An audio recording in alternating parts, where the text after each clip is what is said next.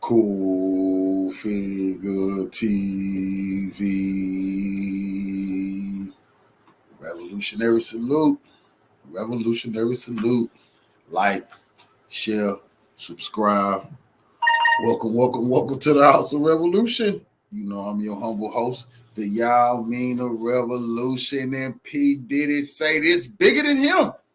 Everybody gonna go if he go. Before we get into this, be sure to wipe your feet. That means hit the like button. Like, share, subscribe. Let everybody know Core Figure Live. You in the House of Revolution. Show love. Salute, family. We definitely in here. Salute. Before I start this, we want to make a statement because this is the first platform finna say this. And I got to make sure I put this out there because I've been doing some studying and some thinking. Salute. Have y'all ever heard of the October surprise in politics?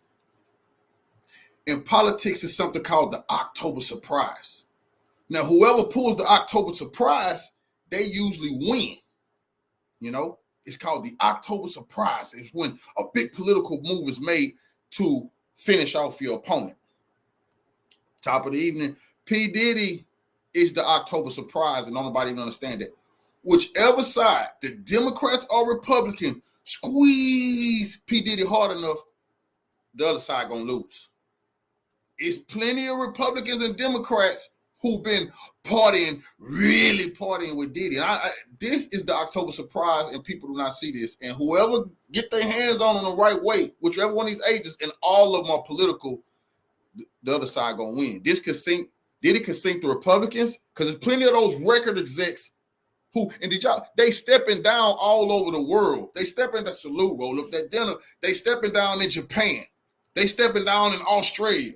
Heads of music labels are stepping down today. Say they want to spend more time with their family. We all know what that means. But there's plenty of those big names as Republicans and plenty of those big names as Democrats. So is Diddy even under arrest? Trump was arrested. His mugshot was on TV the next day. Diddy allegedly been arrested 3 days. Where is Diddy's mugshot? I'm asking for the mugshot. That this would not really, did we not just call this whole Diddy nonsense is just smoke and mirrors. They either ended his life already, he's already deceased, he's either on his island or another island, or he's in his underground bunker where all the billionaires are trying to go. All these billionaires are trying to go underground in their bunkers. Now, if I were a betting man, I would bet my last dollar that we are going to hear that Diddy, in about a week or two, had ended himself. He had terminated himself. They are already building up this narrative. This case is not going to trial. How did we see Trump mugshot? We've seen a presidential mugshot. We haven't seen P. Diddy mugshot. They keep telling you he's in a prison. Oh, what? Because his name is in a computer? I'll bet anybody here that this case will not go to trial. Matter of fact, if this case does go to trial, I will go ahead and shut my channel down. I promise. I will shut my channel down. Because this is just another Jeffrey 2.0. There are way too many players involved, bigger players, and a lot of these players that are involved with Diddy were also involved with Jeffrey. Now, how many people were arrested when it came to Jeffrey, even though we know there were a lot of people on that island and there were a lot of people partaking in that trafficking, but only 2 people were arrested, Jeffrey himself and his accomplice. And his accomplice is also probably somewhere either underground in a bunker or back on another island with Jeffrey. Reading this article from TMZ, which was published today, it says, or it's titled, Diddy says that he is not the type of person to terminate himself, but they still put him on terminate watch. Continuing to read from the article, it says Diddy was placed on terminate watch at the Metropolitan Detention Center in NYC, but he's not the type to end himself, at least according to his lawyer. So this is coming from his lawyer and not Diddy himself. So that's going to be rather interesting in the next couple of weeks when we hear news that Diddy did take himself out. They will say that, well, the lawyer said that Diddy had some sort of mental problems going on because of this entire case. Diddy's attorney, Mark Agnifilo, tells TMZ the Terminate Watch directive issued by MDC officials was merely a routine measure for new high-profile inmates. I don't know. I'm not buying this. I'm not buying this one bit. I think they are trying to get the public mentally prepared that Diddy is mentally unwell, so that when news comes out that Diddy... Where is the Diddy mugshot? We seen Trump mugshot the next day. This is one of the most famous people in the world. We can't see his mugshot? Come on, man. He took himself out. It will not be that surprising. But again, for those that know that this would not be surprising news one bit. What would be surprising news is that this case goes to trial. There are multiple names that are dropped, big names. We see multiple people arrested alongside with Diddy. Now that will be rather surprising, really surprising. But Diddy taking himself out, or news coming out that Diddy took himself out, is not surprising one bit. We knew how this was going to end up. We knew this was going to be another Jeffrey situation. Like I said, this man's already gone. They already took him out. He's either deceased or he's somewhere where we will never see him again, where he can continue his dirty Diddy deed somewhere in private. But continuing to read from the article, it says, Agnifilo noted he spent 6 hours Thursday with Diddy at the federal lockup, and the music mogul turned criminal defendant was not the type to end himself at all. In fact, Agnifilo says Diddy was strong, healthy, confident, and focused on his defense. We don't even have a current mugshot of Diddy. These two mugshots here are older. This mugshot here was back in the 90s, and I believe this mugshot here is not even him. Come on. Why doesn't Diddy have a mugshot? What's going on here? We had Trump mugshot the next day. Why is it 3 days, 4 days later, and we still haven't seen a mugshot of Diddy's so-called arrest and going into the federal detention? AI. But this still came out a long time ago. I think a year ago. So where is the recent mugshot of Diddy? We are getting news that he's in S-Watch before we actually get his mugshot. That is crazy. Now, in actuality, I don't know how the whole prison jail system works. I don't know when the mugshot actually federal custody my ass, nigga. Just because your name in there, that don't mean shit. Show us that mugshot. They ain't showed it to you. Diddy his ass is in witness protection, or they done already knocked him off. The man has the world in the palm of his hand. This is the October surprise. Politically, this man could sink the Republican ticket, or he could sink the Democratic ticket with the information he got. But he definitely got all of those horny bastards hooked up to his little BS. All of those executives, those are rich Republicans and rich Democrats, man, who love nose candy and pills and young boys and girls. Comes out, but one would think that we would get his mugshot before we hear news that he's in S-Watch. Now, they go on to say that all high-profile inmates are automatically placed in S-Watch, but R. Kelly wasn't placed in S-Watch until after being sentenced 30 years in prison. This is the same exact facility as Diddy. R. Kelly has been placed on S-Watch at the federal detention facility in New York, where he is being held after he was sentenced this week to 30. This old grainy ass 1940, 1950 video they showing us, grainy picture. I don't know who the hell on that picture right there walking out the building. This is 2024. Roll up that good dynamite. Salute. This is 2024. Where's the paparazzi snapping the pictures? Man, Bernie, I seen Bernie Madoff get a perk walk. That man stole 40 billion. Who the hell is P. Diddy to Madoff? This is, come on, man. What's going on here? Give us a grainy picture talking about that's P. Diddy being let off. I don't know who the hell that is. I don't know who that crisis act is. Diddy in witness protection. But they playing us TMZ on it. This the best we can get is a grainy picture with somebody they say is Diddy being walked out by some other people they say is law enforcement. Why wasn't the paparazzi outside snapping those $1 million pictures? Years in prison on racketeering and trafficking charges, his lawyer said Friday. But with Diddy, just like with Jeffrey, news has broken out right away, even before their trial, that these two were in S-Watch. Well, we know what happened to Jeffrey, so it's very obvious that Diddy is gone in one way, shape, or form. He is gone. Now, and I just wonder how they're going to play the whole thing out. I'm very curious. Are they going to use the same excuses like with Jeffrey?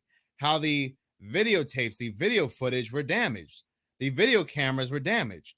The security guards, they fell asleep. Both security guards at the same time that watched these prisoners fell asleep at the same time. Will the inmate that is bunking with Diddy also be moved out of his cell just like with Jeffrey? Matter of fact, what I find funny, the only people that were arrested in the whole Jeffrey situation, besides his accomplice, were the two prison guards who supposedly fell asleep. They were the only two other people to be arrested in this whole island situation. This whole thing is a joke. This whole thing is a game. We had this same NYPD that supposedly arrested Diddy also clear up for the certain gated pizza. Oh man, I got better footage in '96 from the MGM Grand and Tupac. Look at this footage. We had the same NYPD. Y'all like, come on, why that's Diddy? I don't know who that is, man. And neither do you. Here's your evidence they arrested Diddy. This grainy ass video.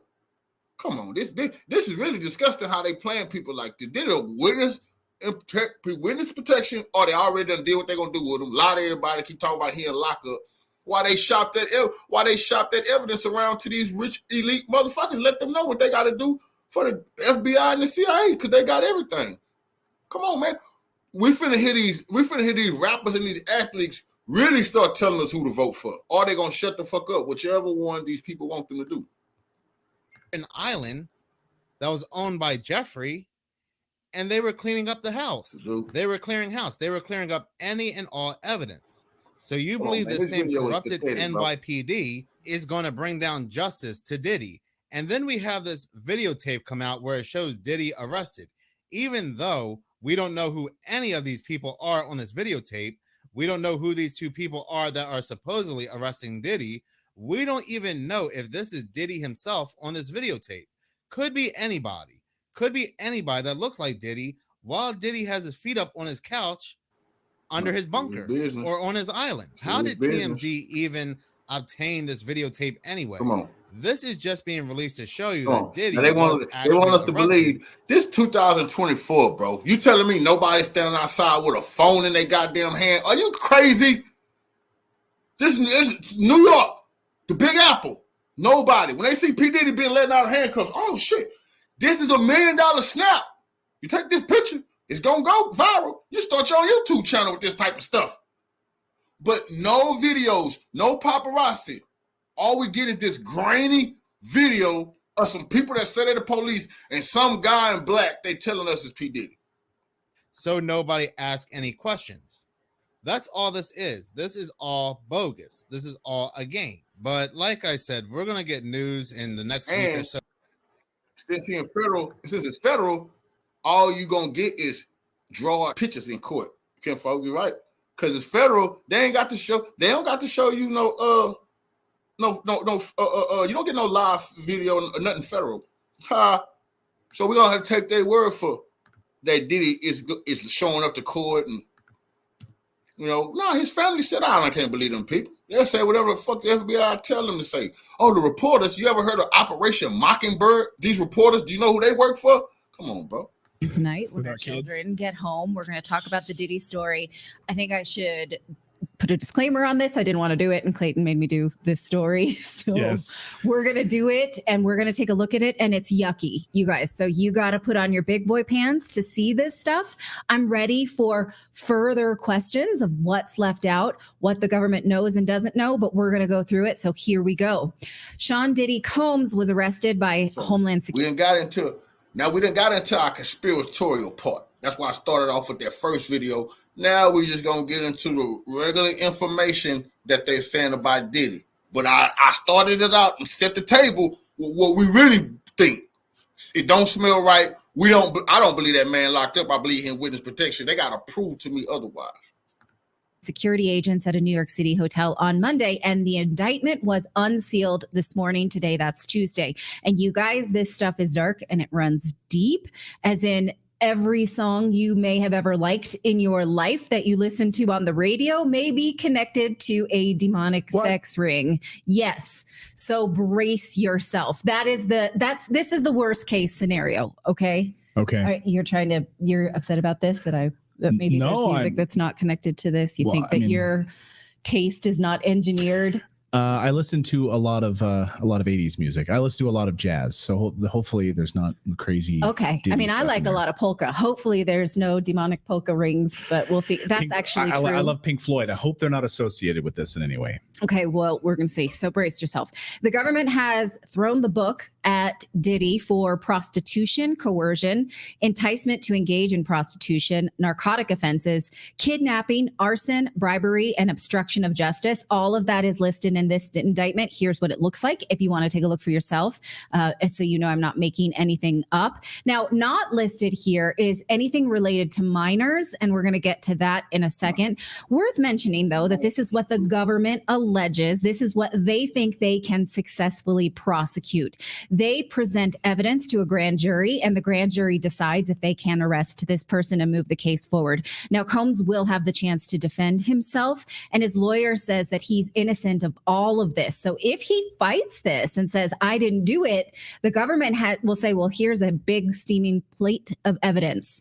And so will he actually do that? The lawyer says he will fight like hell to get his client released on bail. That's not likely, but we'll see. I mean, it would be a bajillion dollars. I would think they've already taken his passport. The government says they have copious amounts of evidence since their extensive raid on his properties and his electronics. Here is prosecutor Damian Williams summarizing that evidence. During those searches, agents seized evidence of the crimes charged in this indictment. They seized firearms and ammunition, including 3 defaced AR-15s and a large capacity drum magazine.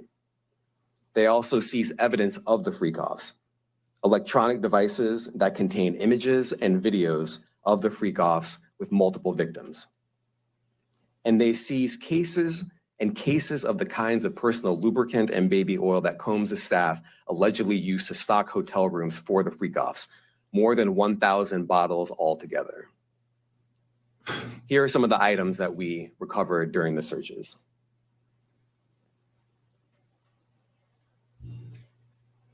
As you can see here, this is a drum magazine, large capacity, and it contains, I believe, 59 rounds. I mentioned as well, we recovered 3 AR-15s. This is a close-up shot of one of the AR-15s, and you can see right here, the serial number has been thoroughly defaced. Another picture of more ammunition and parts of 2 AR-15s right there. So people in the chat are saying freak off. What did he say? Freak off? Oh yeah. So okay. that's in the indictment. I'm going to show you what that is right now. At first, I heard free Goths, and I was like, is that like Visigoths or the I was like literally thinking like Germanic tribes of medieval, but okay, freak off. Yeah, freak offs. And freak offs. Okay, here we go. Let's let him explain it. You don't need to. The prosecutor does a pretty good job. Go ahead. As alleged, Combs used force, threats of force, and coercion to cause victims to engage in extended sexual performances with male commercial sex workers, some of whom he transported or caused to be transported over state lines. Combs allegedly planned and controlled the sex performances, which he called freak-offs, and he often electronically recorded them. The freak-offs sometimes lasted days at a time, involved multiple commercial sex workers, and often involved a variety of narcotics, such as ketamine, ecstasy, and GHB, which Combs distributed to the victims to keep them obedient and compliant. As alleged, when Combs didn't get his way, he was violent, and he subjected victims to physical, emotional, and verbal abuse so that they would participate in the freak-offs, and that Combs hit, kicked, threw objects at, and dragged victims, at times by their hair. On one occasion in March of 2016, that conduct was captured on video and later reported in the media. Specifically, Combs kicked, dragged, and threw a vase at a victim in a Los Angeles hotel when the victim was attempting to flee. As alleged, these assaults often resulted in injuries to the victims, which took days or weeks to heal. You know what's crazy? This dude is sick, demented, punk, want dirty guns with serial numbers scratched off and do these freak offs. This dude could have went to the every time he wanted to freak off, this dude could have actually went to Nevada, the bunny ranch, and just wild out legally did everything that they're charging with, except beating women and all that. He could have done the drugs. He could have had men, women legally at the bunny ranch and never went to jail. But he wanted to control this type of action. That's serious business. This nigga could have done this shit legally in Nevada at the bunny ranch. In addition to the violence, the indictment alleges that Combs threatened and coerced victims to get them to participate in the freak-offs.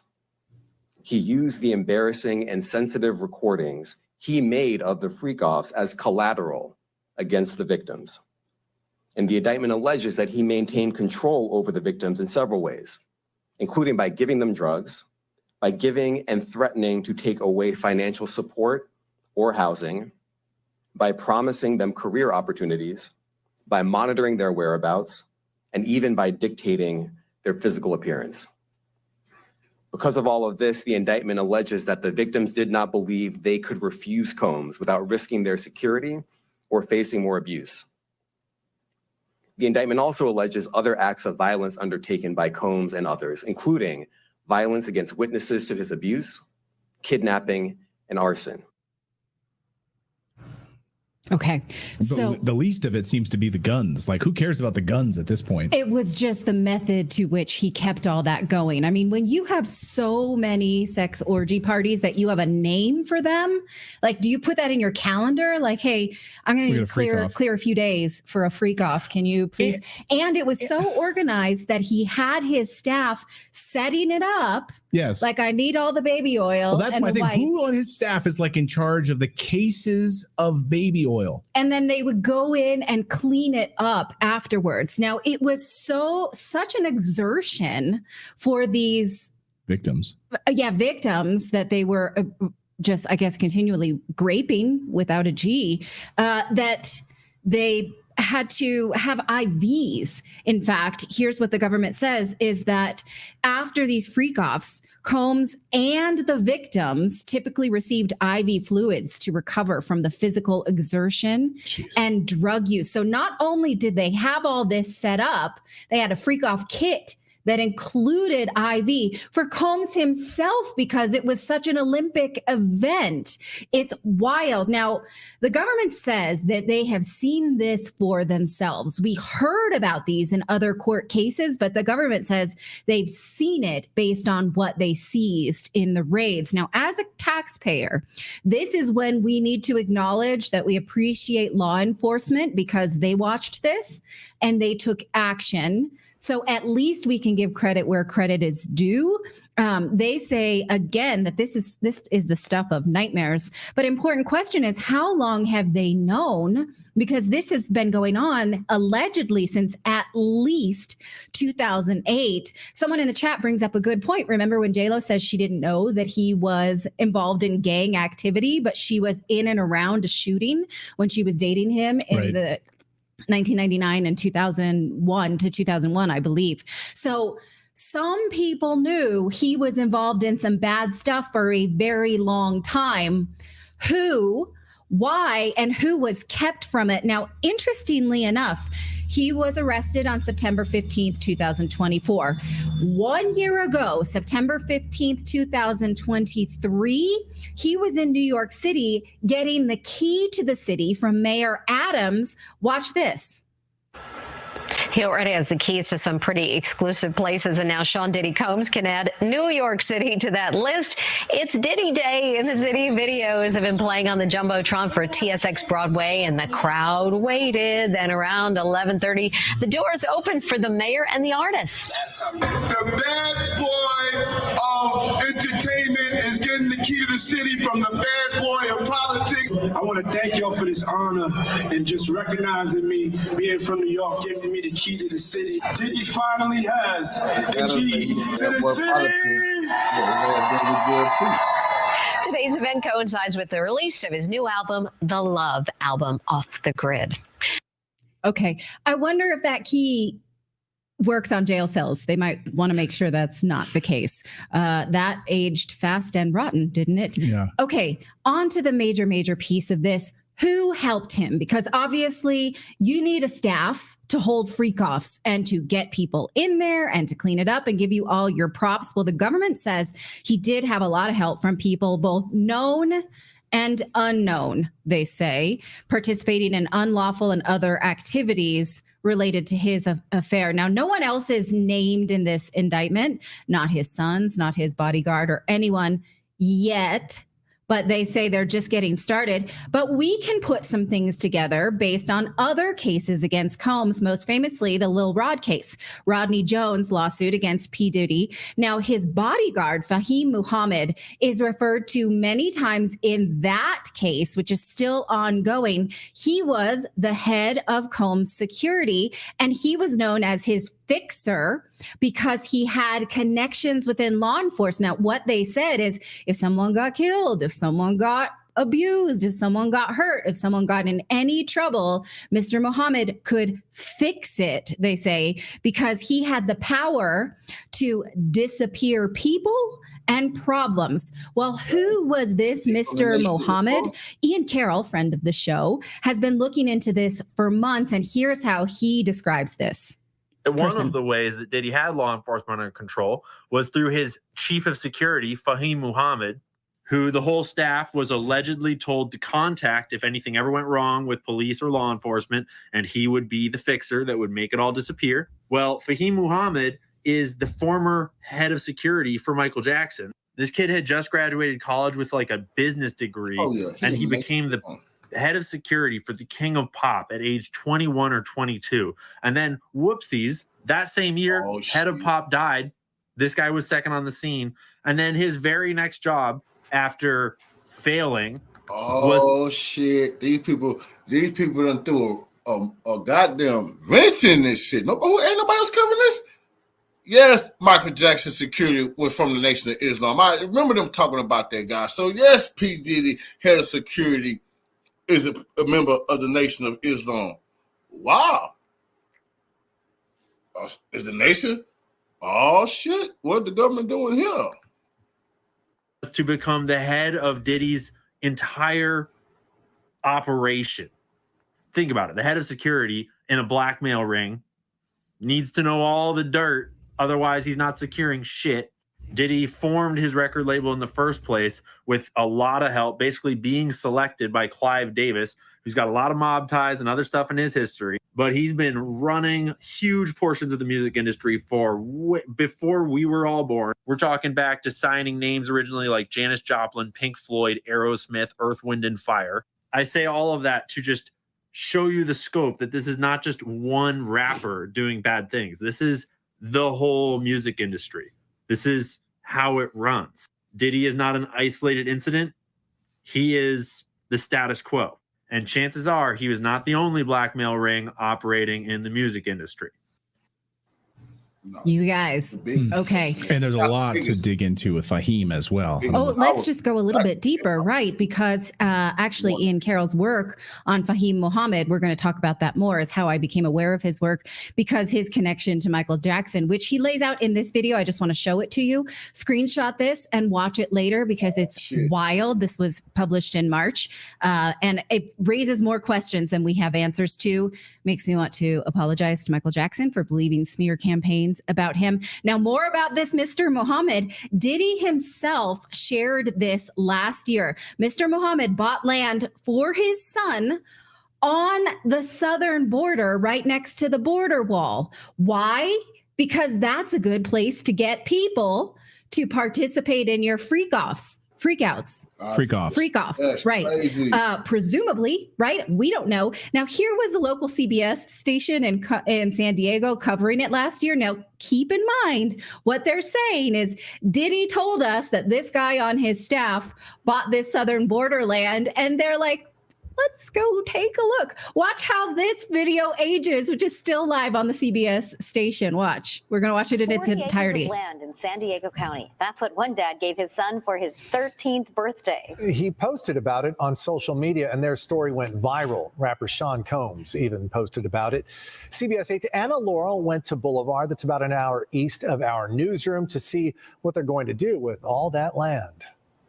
We're not just out here in the middle of nowhere. Look how close we are to the border wall with Mexico. Now, when we were driving out here, all I saw were a bunch of boulders and a few trees. But when Fahim Muhammad came out here, all he saw was potential.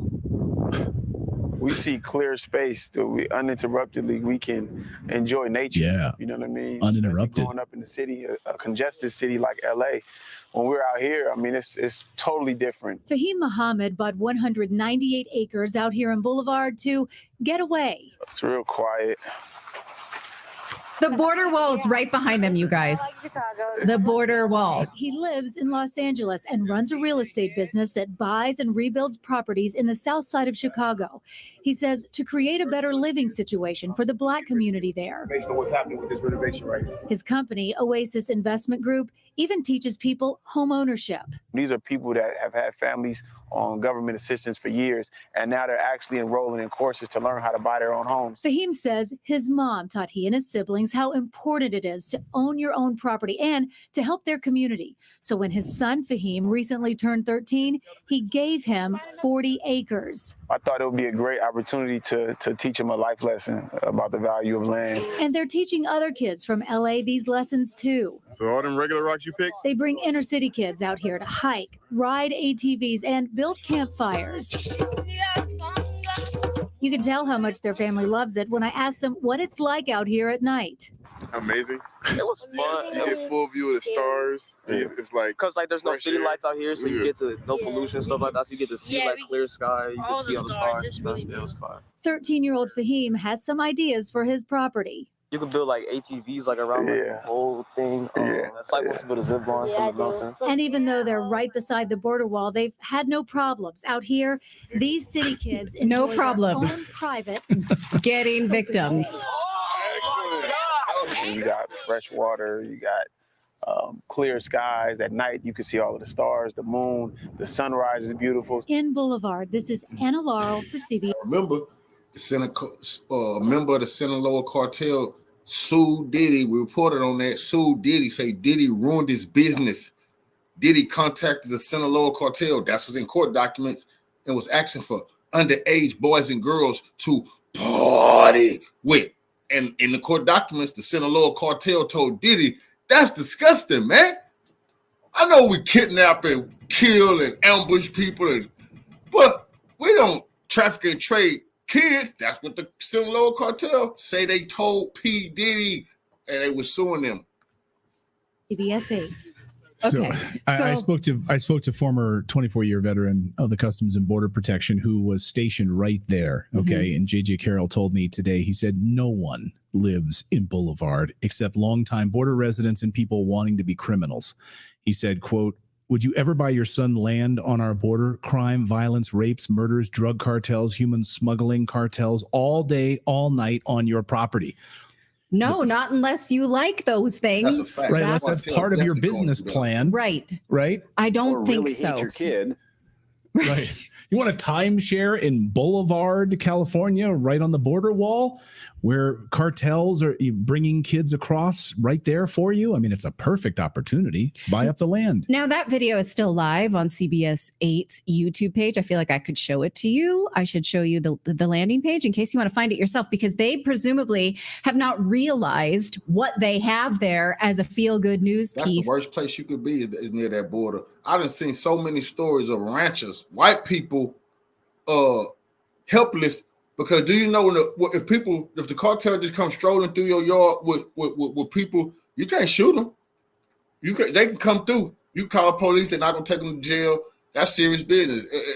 This one dude was just in prison. An old white guy was going to prison because he wound up shooting something that was in his barn or something. He said he tried to attack him and he shot one. That man was going to jail behind that. But they done confiscated ranches all up and down the border. So getting land, beautiful as it look, near that border, you got to be plugged in with the cartel on the other side, or that's gonna go horribly wrong for you, nigga. You can't leave your family there. Is probably evidence of human trafficking. If they were good reporters, they would know that the man they just featured here is named in the Lil Rod lawsuit for being Diddy's fixer in a sex ring. So maybe they should at least put some kind of note on that video or follow it up.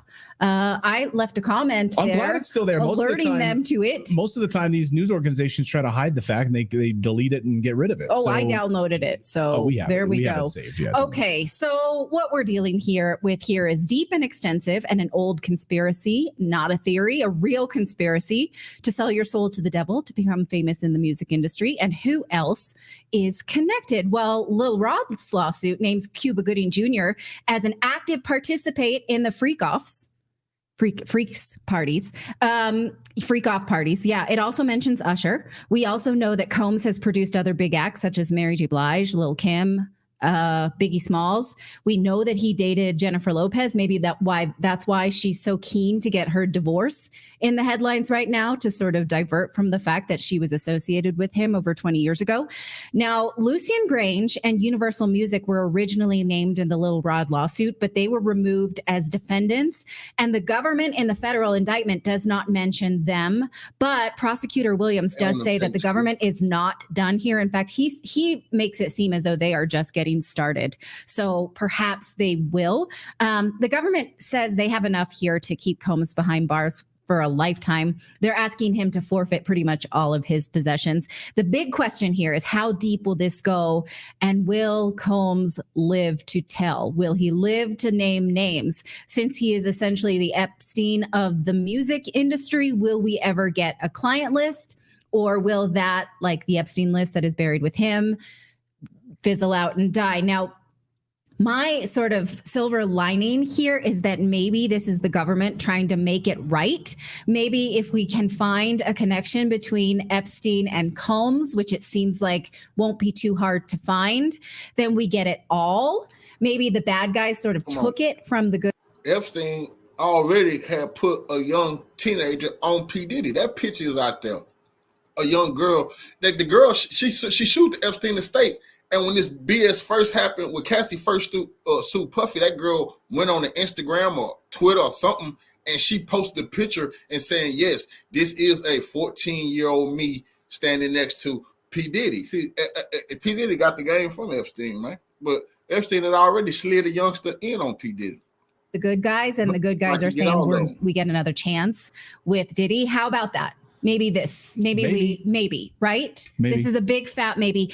Combs's lawyer says that again, he's going to fight for his release. But if he does not get released, he should insist on round the clock cameras in his holding cells. Maybe we should all want to watch that just to keep this guy alive. The rest of us should want this too, because we need to see how deep it all goes. And in the meantime, I'm driving in silence. I never want to listen to commercial music again. Or that man already in witness protection. He ain't in that federal place they talking about. We just gonna listen to him say he is, but whatever. Show me that. Show me the picture of him going to jail. They can't show us his mugshot picture, but they can show me Trump mugshot picture. How can I see Trump mugshot, but I can't see P. Diddy mugshot? What sense do that make? You got one of the most famous people in the world. We don't get to see the mugshot picture. Come on now. Oh, P. Diddy was arrested. Oh, you mean a little grainy ass BS they showing you talking about his arrest footage? Well, they're calling P. Diddy eminently trustworthy. Yes, and that he should be released on a $50 million bond as part of his bail hearing. Eminently trustworthy. Well, we'll see about that. But there are a lot of questions still in this indictment.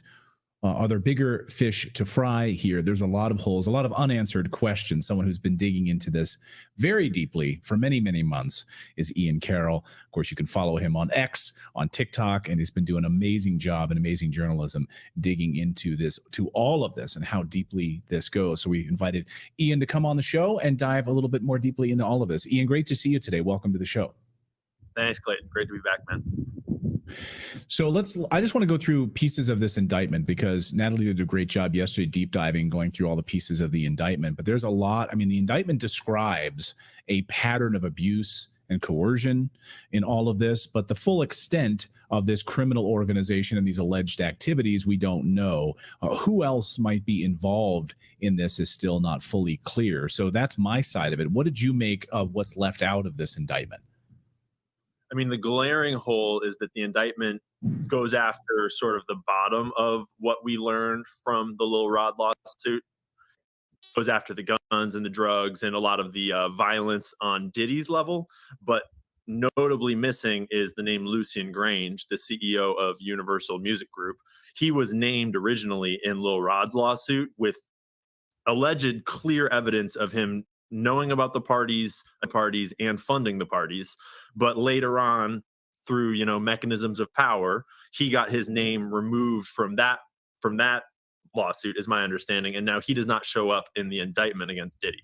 And that's kind of to be expected because often they'll go after the smaller fish first, but that's the biggest hole in the story because that starts to cut the legs off of going upwards above it. So in that way, then, do you think I said this yesterday on the show that I feel like he might be the scapegoat here, and that the goal is to try to keep it, stop it with him. Nothing more to see here. Don't go any higher. Don't look at how dirty and deeply this goes. Is that your sense of it?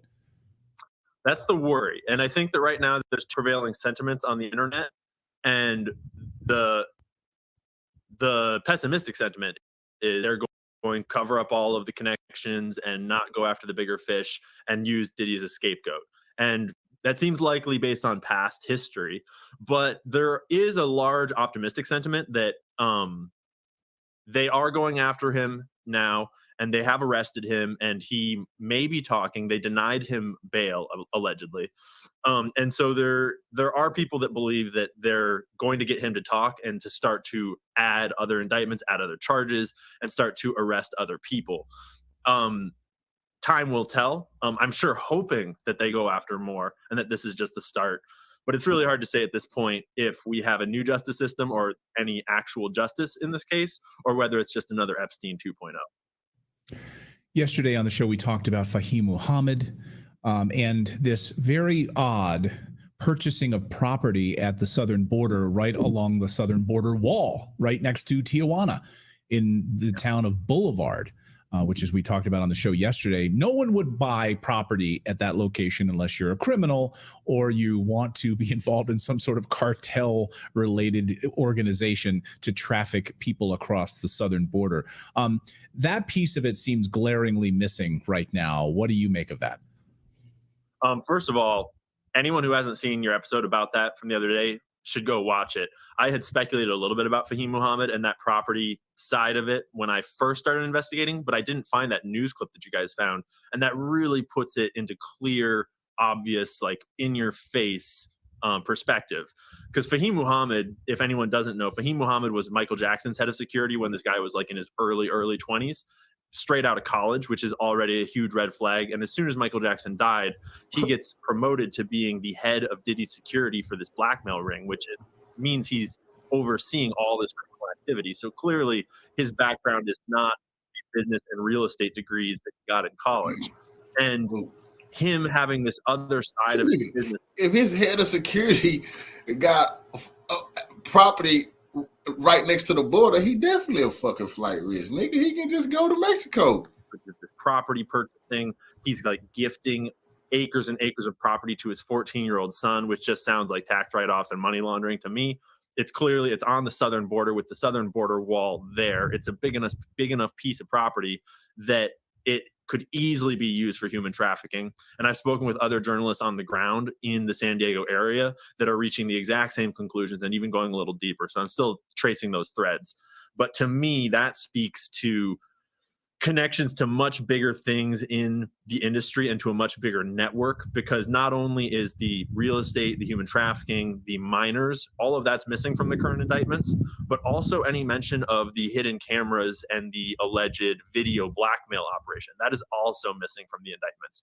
And those are the two aspects that tie this most directly to an Epstein-style organization. And we all don't live in the blackmail world. We don't live in the black market. So we don't really think of how that industry works. But just like if you worked in the sports industry or you worked in the movie business, you know the other people that work in your industry, you know the other big players. And so often I would assume these big players in the blackmail industry and in the human trafficking industry, they probably know each other, just like arms traffickers know each other, just like drug traffickers know each other. And so Fahim Muhammad is one of the obvious glaring examples of potential ties to the other aspects of the black market that is missing at this point. It is glaring, right? That this big piece of it is missing, the child trafficking minors piece of this. And they did open it up during the press conference to, hey, we've got a tip line. Any victims out there, we want you to come forward. Do you get the sense that we haven't closed the book on that particular part of the story, that might be the other shoe to drop here, the sex trafficking and the minors? I can only hope. Because that, to me, time and time again, we talk about on our show, I don't know what it is about the lack of attention on child trafficking in the United States, but it seems to get just brushed aside, and they're going after him for guns and other things. Yeah. I mean, they're on the more like rational or skeptical side of things. It is important to note that when you're talking about child trafficking, you're talking about underage victims. It can be notoriously hard to actually get hard evidence that you can prosecute in a court of law, partially because a lot of child trafficking victims are not in control of their own lives, do not survive for very long, are continually in those trafficking networks and don't have the agency to actually know what's going on or to contact authorities and tell their story. They have no one to defend them, so their lives are at risk if they're even still alive to this day. So there's all these elements that go against us getting evidence to prosecute in that kind of an example. But there's also the aspect that the like you're saying, the lack of attention to child trafficking, which is, as you've had JJ Carroll and Ryan Mata on your show many times, and those guys are doing a great job of exposing that this is not a small industry. This is a massive, massive industry in our world today. And everything that I'm seeing about it and learning about it really indicates that it is feeding a need or a marketplace at the highest levels of power. And so it is only to be expected that if the highest rooms of power are using the services of the child trafficking networks for whatever reasons, then it has the highest levels of protection. And so time and again, we see misdirection, we see obfuscation, and we see just abject cover-ups to dismiss child trafficking cases and to push them to the side and not prosecute. You're absolutely right about that. But what really scares me, I'll be honest with you, is that we know that most of these children end up dead.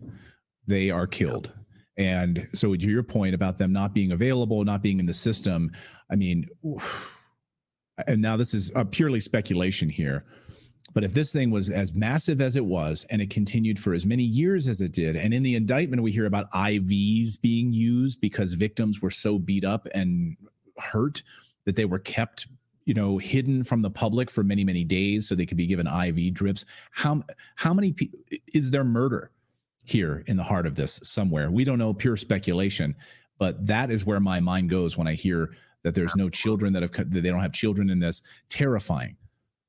Well, it's important to note for anyone that hasn't read the the Rodney Jones versus Sean Combs lawsuit, that one is probably the one that sort of spurred this current arrest. That one directly alleges that Lil Rod was a witness to a murder that was either Diddy or his son shooting someone in a bathroom, and then police obviously did not investigate and swept it under the rug. So that's murder of like a prominent adult figure that has, a life and a paper trail and would require a cover up, right? That is, and then what you're saying about like abuse and IV fluids and stuff like that, like if you read the Cassidy lawsuit that came against Diddy, I think a year ago now, that she talks about being kept in hotel rooms for a week or more at a time to heal from her wounds. And she's a public figure, a celebrity with fans, with like a public image. So these are people that would be much harder to cover up abuse and murder. Whereas a trafficked child has no footprint, no support, no knowledge that they even exist. And so if Diddy, for example, is willing to beat Cassie to the point of needing to hide her in a hotel room for weeks at a time to heal, then you can only imagine what he's willing to do to someone that has no one looking for them and no one coming to save them. So it's only speculation at this point, but we know from other examples of the child trafficking networks and cases that children are killed all the time in these kinds of situations. And I can only fear that that is probably involved in this one too, allegedly. Allegedly, yes. Again, we're speculating here on this, but you're absolutely right about that. When these children have no birth certificates, they're being ferreted across the border by coyotes, no parents at all. They're being used by these elites across the United States in the United States is the largest purveyor of sex trafficking of children in the world. It's a multi-billion-dollar industry. It is massively profitable, and these elites will pay good money for it. And when they're used up, then they're tossed out, killed, gone. And there's hundreds of thousands of children who are missing in the United States. I would be stunned to not, I wouldn't be stunned at all, is what I'm saying here. You mentioned Cassie. I'll get you out of here with this, Ian, in a second here with the Cassie lawsuit. So a lot of that, I mean, this was settled quickly, right? Very fast. So it remains uncertain how these sort of prior settlements that Diddy has gone through will affect this federal case. She's not talking about it. They've, again, they were quickly settled. So instead of seeing all of this evidence presented to the public through discovery and other things, it's all sealed. We'll never see it. How much of that do you think will affect this federal case? Fortunately, there is so much criminality and evidence alleged that, like, the Cassie lawsuit was settled out of court. And so there are certainly NDAs and certainly aspects of that are now not prosecutable because of the settlement. But there's so much more that I can only imagine that they have a lifetime's worth of cases left to bring against him. And the Lil Rod lawsuit was not settled in any form, as far as I'm aware. And so that combined with the raid on Diddy's properties that happened earlier this year, I'm sure they have lots that they can prosecute him on. They should have all of the tapes and all of the video files if they raided his house and apparently carried out his computers. And so I think that those things are playing into the case in some degree. But if they don't have enough to prosecute Diddy and put him away for life and get him to squeal, then they are clearly not doing their jobs and covering things up, because there is no shortage of crimes to charge Diddy with. Right. It seems like they had a grab bag of things they could have put on this indictment, and there's things that they perhaps even held back from putting on this indictment because they just had so much. Unbelievable. You can follow Ian's great work, Cancel Coco, on X, as well as all of the other platforms, doing amazing work as always.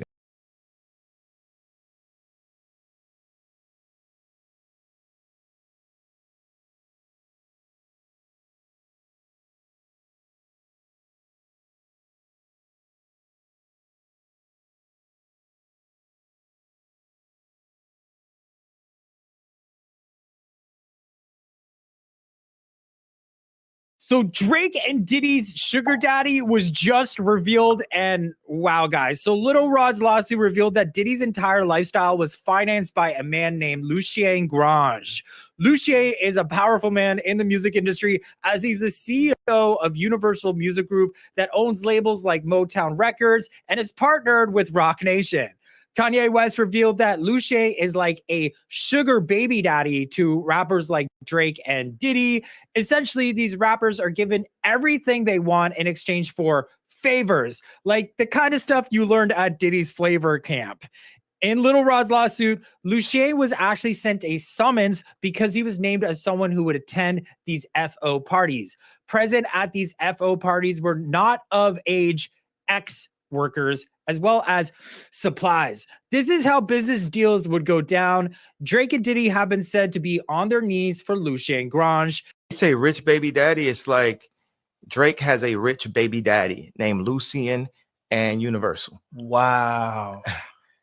He's like, like, man, my daddy got it. You know what I'm saying? It's like, my daddy controlled the spins. My daddy got the DSPs. My daddy, Drake has a rich baby daddy named Lucien. So all of his streams in the number ones is controlled by someone named Lucien.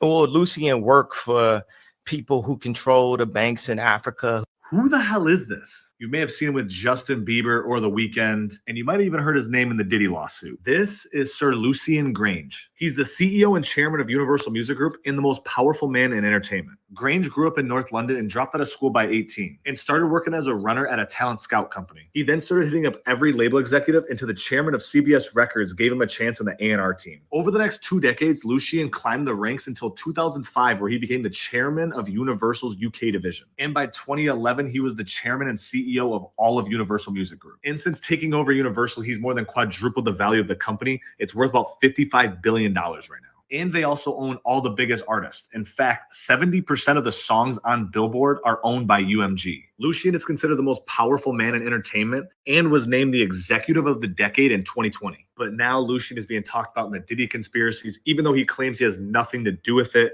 People think if he didn't know about it, that he should have. Some of you will recall I did a video yesterday where I talked about how Kevin Liles, one of the most prolific music executives, he was one of the top executives at Warner Music, how he quit his position at Warner Music the same day that Diddy was indicted. He stepped down. Now, as I was reading that and going through it, and I even had a reaction from Stephen A. Smith, who had the same suspicion that the dominoes are starting to fall. And they're going to try to do it a little quietly because this isn't like big splashy news. But one of the reasons why this was important is because when he stepped down, listen to this, and then I'm going to get to the most important part and who we're actually talking about in this video. It says Liles has been with Warner Music since 2004, which formerly housed Diddy's Bad Boy Records, and he has been vocal defending the mounds of allegations against Puff. Yeah, he also the bastard who was crying for Young Thug. To my free, it nigga was crying for Young Jeffrey. I know I don't know anything about this. I don't know why YSL is a music label. It's damn demon. Puff Daddy. And then this part right here. We spoke to Kevin back in April, and he told us he never knew the Diddy who got plastered in the media after all the allegations made in numerous lawsuits and stuck by him. They even have the ... and stuck by him. So, then they also went into say Liles' transition will happen at the end of the month, and sources close to the situation tell us his exit could directly be tied to a massive shakeup happening at Warner Music. And there is a huge, massive shakeup. I don't even know all the names of the people. I've read through it, but I don't know who they are, the positions, how they're tied to different people. But this is the most important part. And this is what caught my eye. Several executives have stepped down, and Elliot Grainge of 10K Projects, founder and son of Universal Music Group chairman and CEO Lucien Grainge, has been introduced as the new CEO of Atlantic Music Group. Okay, so let me take you to something else. How much of the recorded music market will the Grainges control? In an unprecedented scenario, Universal Music Group chairman CEO Lucien and his ascendant son Elliot will control more than a third of the U.S. market at competing companies. So these two individuals alone will control him. He and his son will control over a third of the U.S. Market of music. So this is how powerful he is. He has been, everything I've seen, he has been called the most powerful man in music. This man right here. Now, keep that in mind with this video I'm about to play for you. Lucien Grainge is the chairman and CEO of Universal Music Group, the world's biggest music rights holder in the world. He's widely considered the most powerful man in the music industry, with a track record of signing some of the biggest artists in the world, from Queen, Rolling Stones, and Amy Winehouse, to Rihanna, Jay-Z, and Taylor Swift. But if you ask Kanye West, Lucien has another less-known role, Drake's sugar daddy. You say rich baby daddy, it's like Drake has a rich baby daddy named Lucien and Universal. So to give you some context first on why Lucien Grainge is trending right now, it all started back in February when producer Rodney Lil Rod Jones filed that bombshell lawsuit against Diddy and named Lucien and Universal Music as one of the defendants. The CEO of Universal Music Group, Lucien Grainge, has been named in the Diddy lawsuit.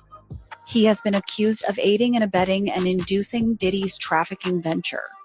Now, this is the same man who is the father of Elliot Grainge, who is married to Sophia Richie. Here's what Lil Rod's lawsuit said.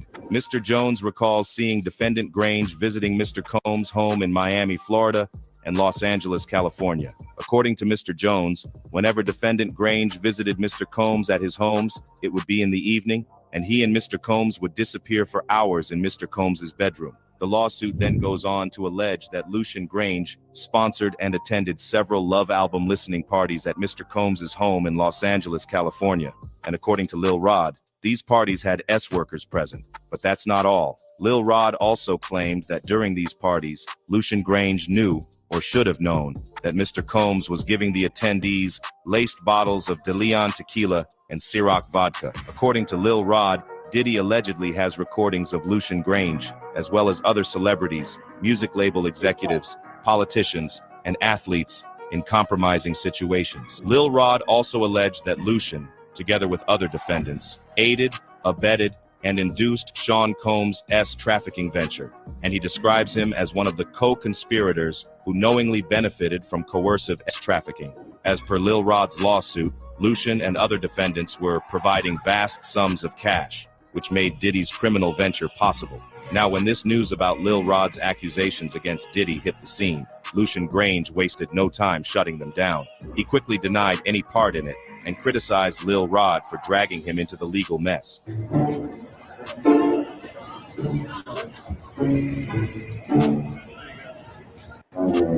All their little drugs. Diddy got all their little party favorites that they like. They didn't have to find nobody. Diddy got the coke, the meth, the pills, everything that they wanted to party at the underage, everything. But Diddy also got their ass on tape too, doing all that shit. Lucien's legal team filed a motion to dismiss all claims against Lucien and Universal Music Group, arguing that Lil Rod's lawyer filed knowingly false allegations without the slightest factual or legal basis. However, Kanye West is now chiming in, and he's making some pretty bold allegations about Lucien. So Kanye recently popped up on the Download podcast, and he spilled the tea about Lucien's alleged special relationship with Drake. In fact, Kanye straight up called Lucien Drake's rich baby daddy and accused Drake of being a puppet for these supposed masters, getting paid to do their bidding against God. He's like, man, my daddy got it. You know what I'm saying? It's like, my daddy controlled the spins. My daddy got the DSPs. My daddy. Drake has a rich baby daddy named Lucy. But Kanye didn't stop there. He took it up a notch and alleged that Lucien has his own puppet masters who, according to Kanye, control the banks in Africa. All of his streams in the number ones is controlled by someone named Lucien. Or Lucien work for people who control the banks in Africa. Fans are now sounding off, saying it's high time someone shed light on the heavy hitters in the industry, who might be just as influential and possibly in the same boat as Diddy. And when it comes to Drake and his rumored ties with Lucien, a ton of people are nodding their heads, saying it's all starting to make sense now. One fan said, of course Drake has a friend called Lucifer. Look at his trademark, the owl, aka Molech. And someone else added, Diddy is falling, because I bet Drake is going to be the next Diddy since he is Lucien's new favorite. So you see that little spill about, that was just a little bit about Lucien Grainge to understand some of the connections, but this goes very deep. Here's a small snippet of Candace Owens talking about Lucien Grainge regarding the lawsuit towards Diddy from Lil Rod. Here is explosive allegation number 4 coming from this lawsuit. That the person who sits at the top of this ring potentially is Sir Lucien Grainge. He is the CEO of Universal Music Group. He is also being sued. He has also been named as well as Universal Music Group. And he is, as a fact, one of the most powerful men in Hollywood. He runs, again, Universal Music Group, which is huge. Well, Rodney, the producer, is alleging that when Lucien would visit Diddy's house, the two of them would go into Diddy's bedroom and be locked up in there for hours. What does that mean? What are we supposed to think of that? By the way, I looked into Lucien, obviously, because I was fascinated by this document. And I find it really bizarre that he completely changed his name. He used to be Michael G., the son of Cecil G., who was a huge tailor in London. I found that in this old article, The Guardian, the headline is "Forgotten and Overlooked: How Jewish Designers Dressed the Beatles and Changed Global Fashion." And in this article, there's a picture of Lucien. He was then, again, Michael G. He's sitting with his father, Cecil G. And it's just bizarre that also his father changed his name. In the article, it tells you that his father used to be Sasha Goldstein. So Sasha Goldstein became Cecil G., who gave birth to Michael G., who is now Lucien Grainge. I mean, totally bizarre rabbit hole. If you guys want to look into it, I just thought it was weird. I did a cursory search and found all of that. Perhaps most crucial, though, in the lawsuit is that unbeknownst to Lucien, Diddy also has a ton of hidden cameras all throughout his house, including in his bedroom, which would perhaps suggest that the blackmail runs both ways.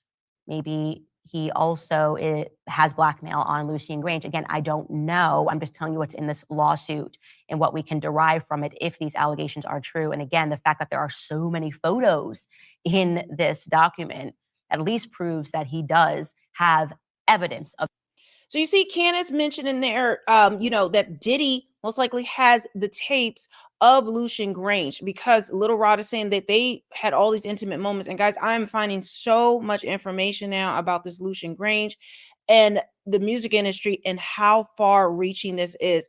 I'm going to play this final segment for you guys because I'm still breaking this down. But as I'm discovering things, I want to bring it to you because we need to start peeling back the onion, the layers that are behind this entire thing. What happened? Why did Diddy fall out of the good graces of Lucien Grainge?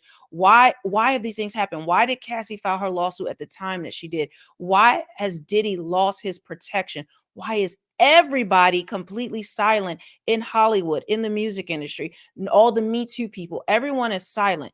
This man is known widely as the most powerful man in the music industry. And just because he's the most powerful man in the music industry doesn't mean he has ties to every other industry. Okay, there is a lot to uncover and unmask. But again, I believe Diddy is just the patsy. Diddy is just the fall guy. Diddy is just the beginning. He is the first layer that was finally being exposed. Okay, and being exposed in a way that is now mainstream. A lot of these things have been going on for years.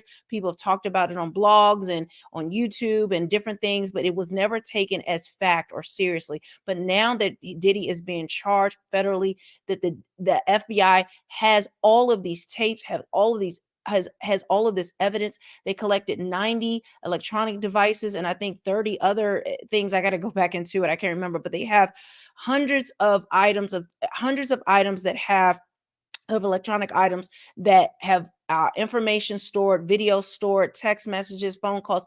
There is so much to unpack, but take a listen to this as it ties to the beef that, if you guys aren't familiar, that Drake and Kendrick Lamar had over the summer, and how that all ties into Lucien Grainge, who is allegedly, according to Kanye West, the baby daddy, calls him his rich baby daddy, the rich baby daddy of Drake, but also his close ties to Diddy. Welcome back to our celebrity news segment. Today, we're delving into a scandal shaking the very foundations of the music industry, involving rapper Kendrick Lamar, music mogul Lucien Grainge, and superstar Drake. Reports have surfaced alleging that Lucien Grainge, the chairman and CEO of Universal Music Group, and rumored to be a significant figure in Drake's life, is taking legal action against Kendrick Lamar. Revolutionary salute to our family R2 Bell for the donation to the war chest. They say supporting the war chest. Thanks for the continued coverage of current events. I absolutely appreciate the donation. Revolution is a way of life. Salute, family. The lawsuit claims that Kendrick was involved in leaking a private tape depicting intimate moments between Grainge and Drake. The leaked tape has ignited a firestorm online, with fans and media outlets buzzing about the nature of Grainge and Drake's relationship. While neither party has confirmed or denied the tape's authenticity, the legal battle is escalating, with Grainge reportedly seeking damages for invasion of privacy and defamation. This scandal has sent shockwaves through the music industry, prompting discussions about privacy, consent, and the power dynamics within the industry. Many are closely monitoring the lawsuit's developments, eager to see its impact on the reputations of those involved and the broader implications for the industry. As the legal drama unfolds, both Kendrick Lamar and Drake are under intense scrutiny from fans and critics. Some are questioning Kendrick's potential role in the leak, while others are speculating about the extent of Lucien Grainge's influence over Drake's career. Stay tuned as we continue to bring. The scandal has sent shockwaves through the music industry. So I will be diving more into this, trying to get every bit of detail that I can about Lucien Grainge and the different ties into the music industry. I'll leave you with this. This is a picture of him when he got his star on the Hollywood Walk of Fame. You see Lionel Richie there, who is the father of Sophia Richie, who his son is married to. You see Sam Smith, and most importantly right there, I don't recognize everyone else, but there is Shawn Mendes on the end, and then there is Justin Bieber, which we know the rumors, if you don't know, there is a lot to go into in terms of Diddy and Justin Bieber, but this man has his hands in just about everything when it comes to different artists in the music industry. And I'm just wondering if he and Diddy fell out. If they fell out, what is the situation? Because they were very tight, and clearly not just very tight, but allegedly bedfellow.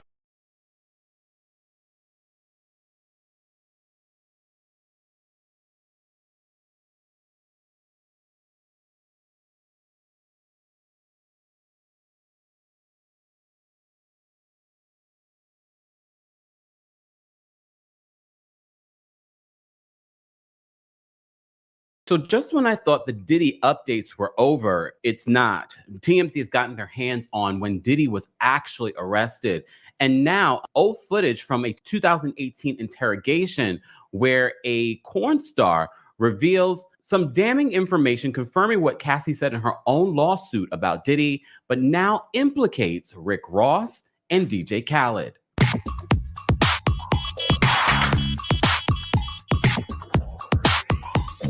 Welcome back to the Kempire Channel, your #1 source for pop culture news and music, entertainment, reality TV, and so much more. As always, be sure to like this video, subscribe to the channel, and hit that notification bell so you never miss out on breaking news when we go live or when we upload.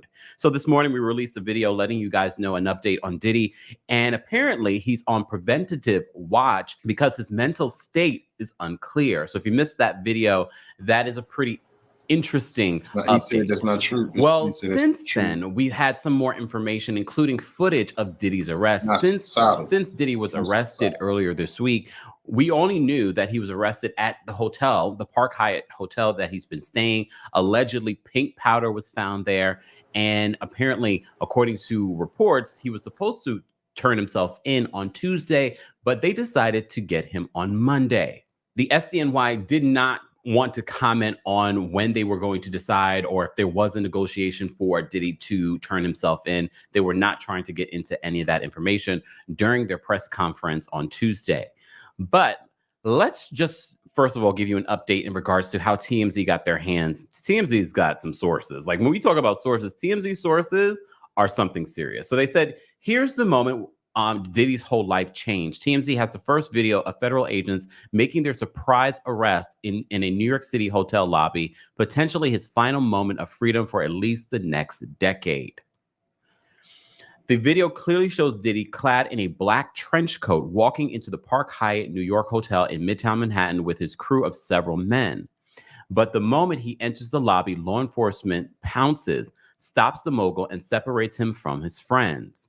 You can see from Diddy's team's reaction, they're unsure of what's happening, walking around the hotel lobby in shock as the rapper is taken away. More on that later. Sometime later, Diddy reappears on camera, but now his hands are cuffed behind his back as the feds escort him through the hallway and walk him into an elevator. Next, they march him through the lobby and out the front door of the hotel in a clear view of New York City pedestrians on the sidewalk, which I'm so shocked that we do not have pictures or footage of this. In 2024, how do we not have footage of Diddy coming out of the hotel in handcuffs? Okay. They say, as for Diddy's shocked friends in the lobby, well, they weren't alone in that feeling. Diddy himself was also totally surprised. Remember, he'd come to New York City in anticipation of the indictment, and we know he was planning to surrender on Tuesday, but instead, Feds showed up on Monday night to make this arrest, and apparently they also searched his room where they discovered pink powder, allegedly. Video taken just moments before the arrest shows how great of a time the rapper was having in New York City, interacting with several excited fans he ran into onto the streets. Diddy, as you know, has been charged with racketeering conspiracy, trafficking by force, fraud or coercion, and transportation to engage in. We have the footage, so I just want to take a look at this with you guys and react live. Okay, let me zoom out. So you see Diddy is the one in the trench coat. You see federal agents stop him. They're speaking to him. They pull him over to the side. Yes. As you can see, the people that are with him, I believe one of those individuals are his one of his sons. Now you see him coming back out and he's cuffed. He goes into an elevator, which is interesting. What are they doing? Okay. And now you see they're going out the front door with Diddy and he's in cuffs. They're speaking to him. I don't know what they could be saying. Too bad this video footage doesn't have audio. But you can see he's clearly cuffed. He's in a black trench coat. Now, New York City pedestrians, you can see the New York City pedestrians outside. All right, so this is more footage. This is where we see Diddy again. Okay. All right. Let's watch it one more time, just for those that are watching this. So Diddy's coming into the Park Hyatt Hotel. Clearly, you see the agents address him. I think what they have in their hands is maybe the warrant for arrest or a search warrant. I'm not sure. Look, I don't deal with this stuff every day. We only see these things play out on television. They're going into an elevator. He's already cuffed. It's very like calm. I mean, I don't know what we would expect other than calm. I mean, he has been expecting that this would come. All right, so they're about to go out the front of the Park Hyatt Hotel. And he's cuffed. You look like they're clearing the way. I just don't understand how no one has footage or pictures of Diddy getting arrested. I don't. And in this day and age where we have footage of everything, how do we not have footage of Diddy getting arrested? Well, we have, and I'm sure TMZ has probably been on it wondering, do you have this footage? Anybody on the street have this footage? But of course, somehow, again, TMZ sources are deep. They had to get this footage from the hotel. And I don't know what the laws in regards to that are, but TMZ got it. Well, speaking of footage, some more footage is going viral right now. So according to our friends over at the Neighborhood Talk, they write this. They said, a man named Jonathan Adi is going viral after a 2018 video has surfaced of him alleging that he had sex with Diddy and Cassie. The claims were made when Adi was being questioned by Florida investigators for an unrelated case. He says, I had sex with Cassie and Sean. He said he would pleasure himself and tell me what to do to Cassie. If you read the 35-page lawsuit that Cassie presented, this is the only reason why I'm even talking about it, because I've read that lawsuit. Everything that she said in that lawsuit in 2023, this man said in 2018. All right. So he says, I was like a slave, okay, for them. That's what I was. This is interesting considering the fact that in 2023, 5 years later, Cassie made a similar claim in her lawsuit against Diddy. She said Diddy forced her to participate in, quote, freak-offs with male prostitutes and that he would masturbate while watching them. But that's not all Adi alleged during his 2018 interrogation. Adi alleged that rich celebs would move drugs like liquid on private jets.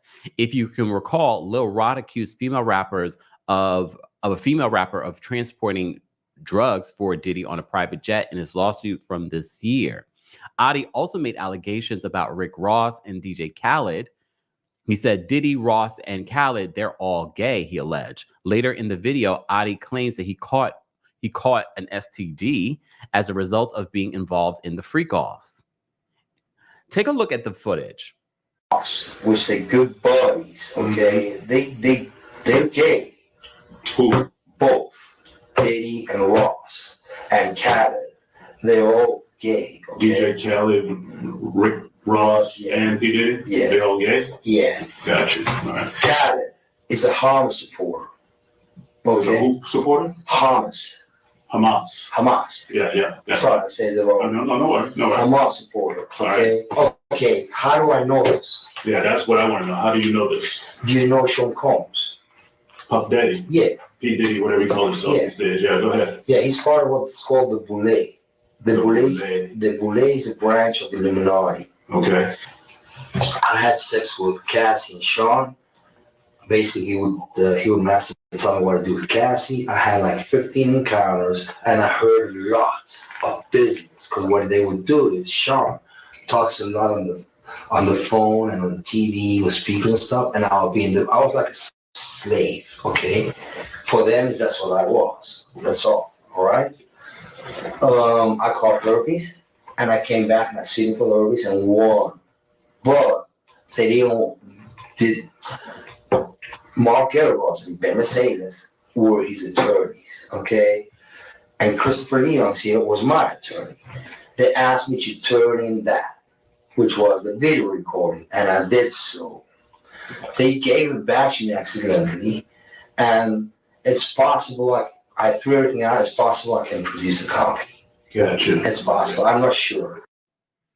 So back then, they probably were not taking this man seriously.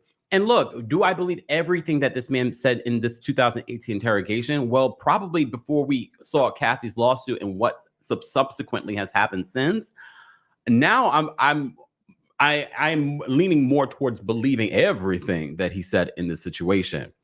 You also may have seen that there is a allegedly book now available that reportedly the late Kim Porter wrote. It's about 60 pages that they're claiming that she wrote. However, the publishers are refusing to confirm to the Daily Mail how exactly they're confirming that this is actually from Kim Porter. They're alleging that this came from a very close source. The person that's publishing this book is saying that the person that told me, I know that they had a connection to Kim Porter. The things that are coming out of that book also include very damning things. You know, one of the things I believe, don't quote me on this, but I believe that they were trying to justify, like, well, you know, how the situation is different from the R. Kelly and the Epstein situation. There are no minors involved. Well, based off of this alleged Kim Porter book, they're saying otherwise, including an 18-year-old pop star. I know that's not a minor, but some people already have their feelings as to who they think that 18-year-old pop star might be. Guys, as always, I want to know your reaction to all of this information. I know it is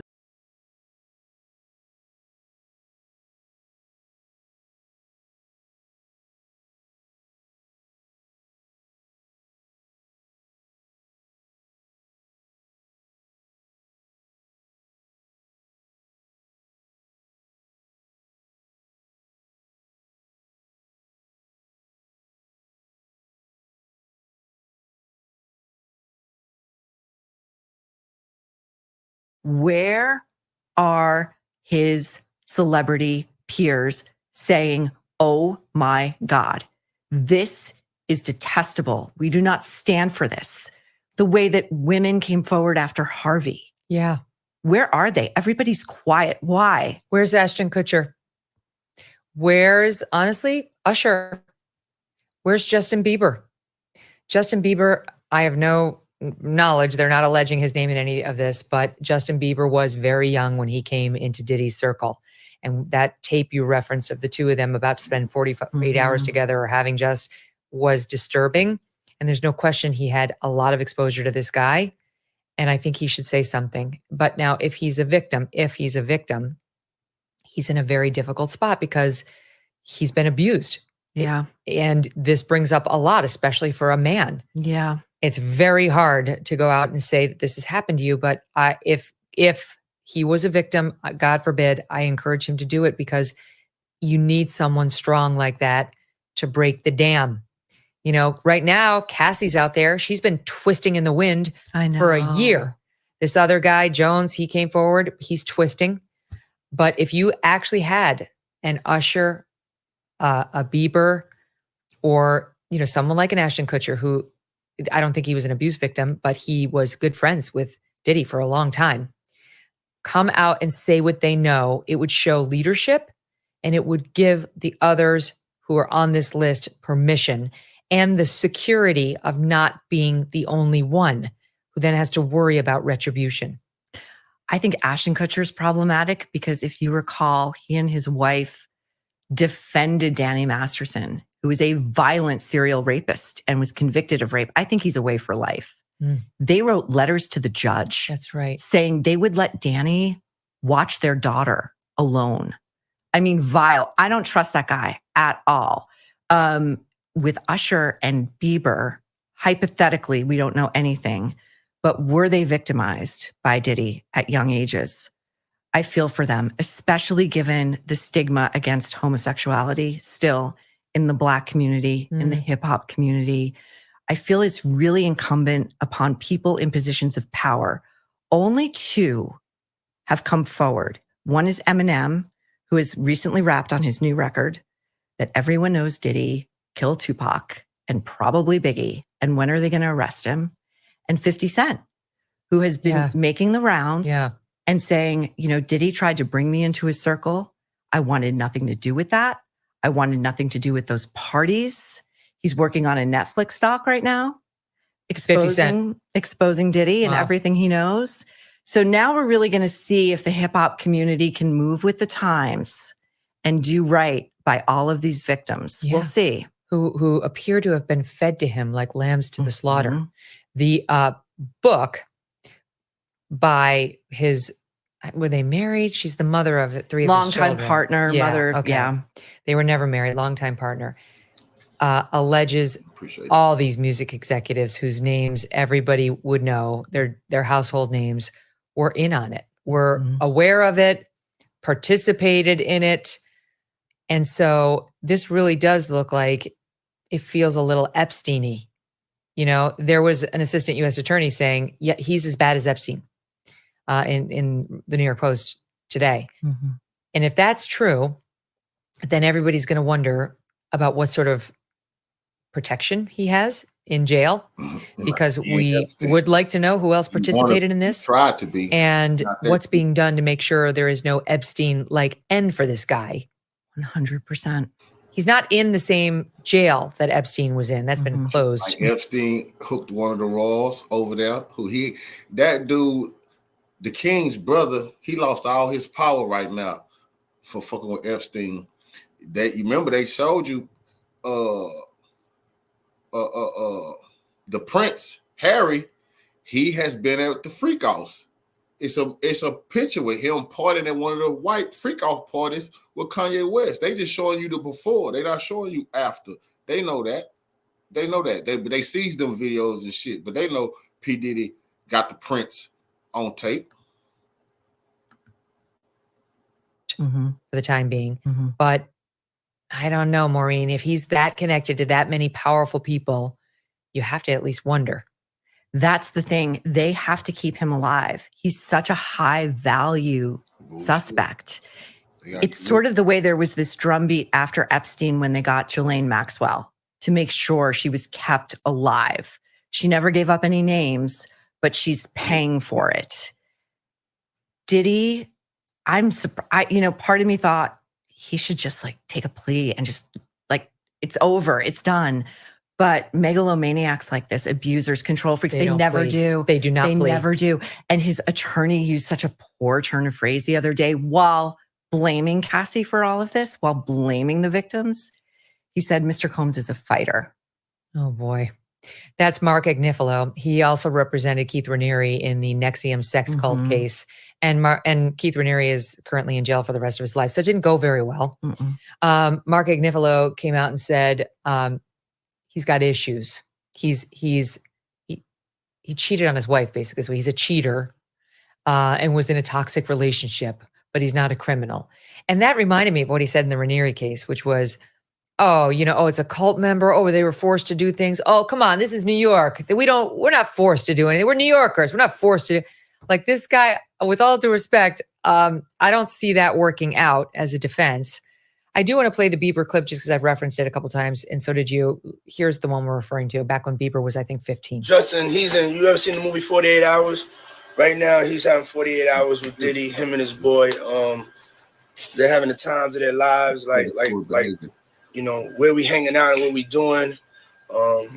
We can't really disclose, but it's definitely a 15-year-old's dream. But you see, it was the music executives who was using Diddy to turn Bieber and Usher out. They was using Diddy, you know, for their little fantasies. He went along with it, and they finally straightened his ass up. But the ones who sent Usher and Bieber to Diddy's flavor camp, what type of flavor did they want these teenagers to get? Now we finding out about the flavor camp. He was doing the same thing back then he was doing now.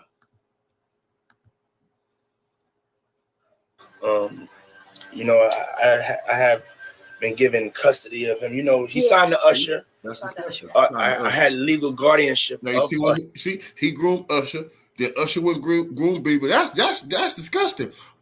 But they done it on behalf of their master. You see, they masters, the head of those labels, they wanted Usher and Bieber and used this punk right here to do it.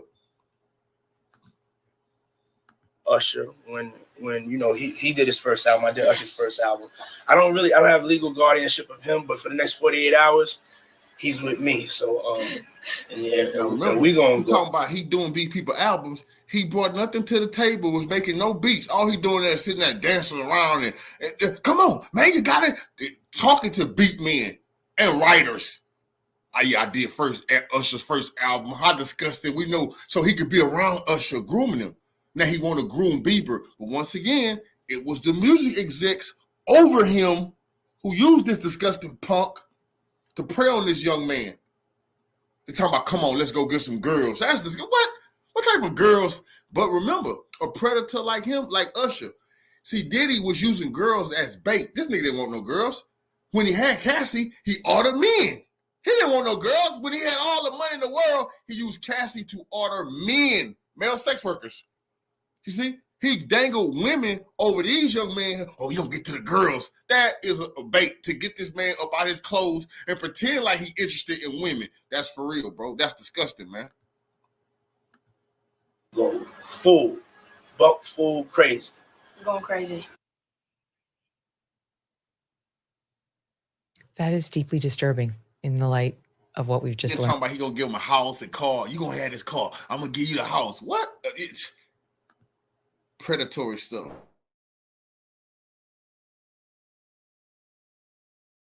It's so upsetting. It's, you know, the last time you and I spoke about child stars and the damage and how they all sort of act out or go off the rails, and, you know, you just never know what was done to them.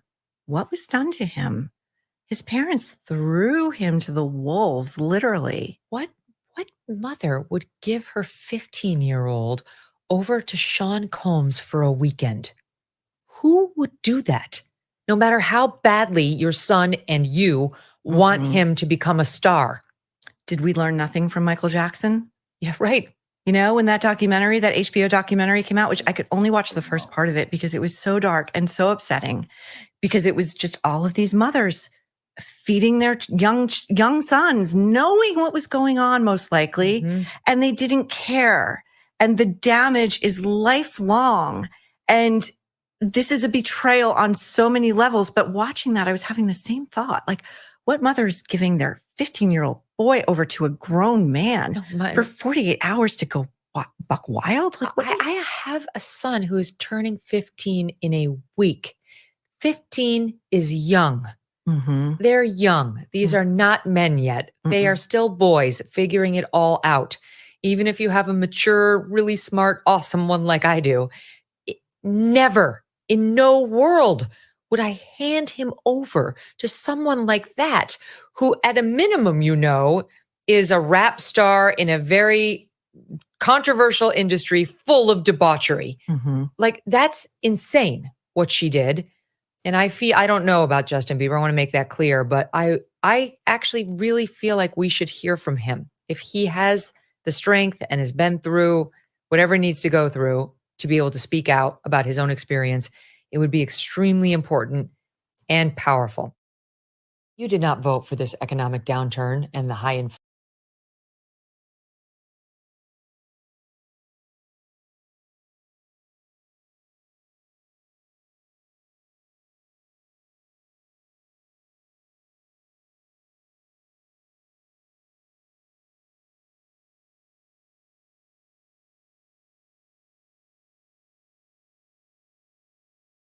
Ladies and gentlemen, but especially to men, because today is for you. I want to tell you guys why you absolutely must stop watching pornography, because it is so obviously a weapon of mass destruction, spiritual destruction, and blackmail, a tool for blackmail.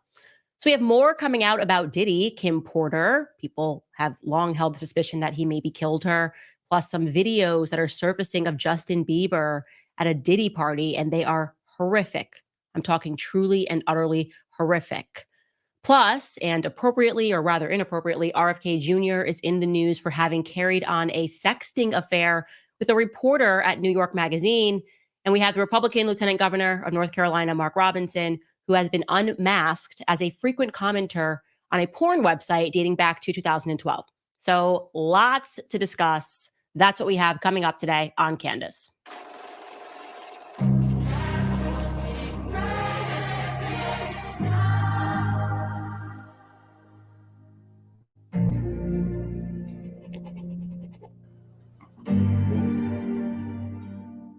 All right, so here's my conspiracy theory, another one. I think porn websites have been purposefully created as tools of entrapment. Like, I think they are creating an entire log of who everybody is. In the event that somebody becomes powerful in their life, then they have all of these porn websites that you visited. I truly think this, especially people who think their data is safe and they're constantly online. You can see how these websites like Pornhub are encouraging people to look at more frequent and also more disturbing types of porn. Like, essentially, they exist to pervert your tastes. And then I think people become more and more perverted. They hit weird links. And then in the background, you have people that are collecting that data so that if you ever make it in life, they can go, oh, but we caught you looking at this kind of porn. Now we control you.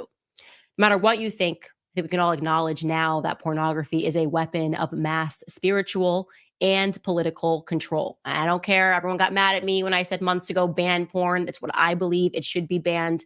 And I believe that because I've looked into the history of it. Here's the reality. You can quite literally become a slave to your sin. A man has as many masters as he has vices. By the way, I wish I could take credit for that expression, but that actually came from St. Augustine in his book, City of God. He wrote, quote, "A good man, though a slave, is free, but a wicked man, though a king, is a slave, for he serves as many masters as he has vices." Think about that. If you have a vice and you think you're in control of that vice, you're really not. That vice is actually in control of you. And that is mentioned, St. Augustine's words is mentioned in this book that I'm holding. I think it's required reading for all men. It really looks into the history of pornography in our society. That's a book by Catholic author Dr. E. Michael Jones, and it's entitled Libido Dominandi, Sexual Liberation, Political Control.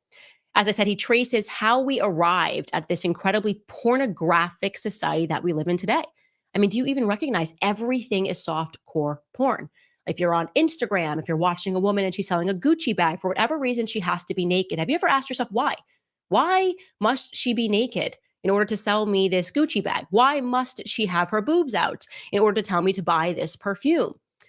And then if you explore your own mentality and you are one of the people that's going, oh my gosh, Candace, how could you say this about pornography? If you have that instant reaction, let me ask you this question. Who taught you that watching porn was a sign of freedom? Who taught you that nudity and pornography were expressions of freedom? Thinking about women and feminism, and they've got their boobs out when they're protesting. Who taught them that that was an expression of freedom? Really pause and think.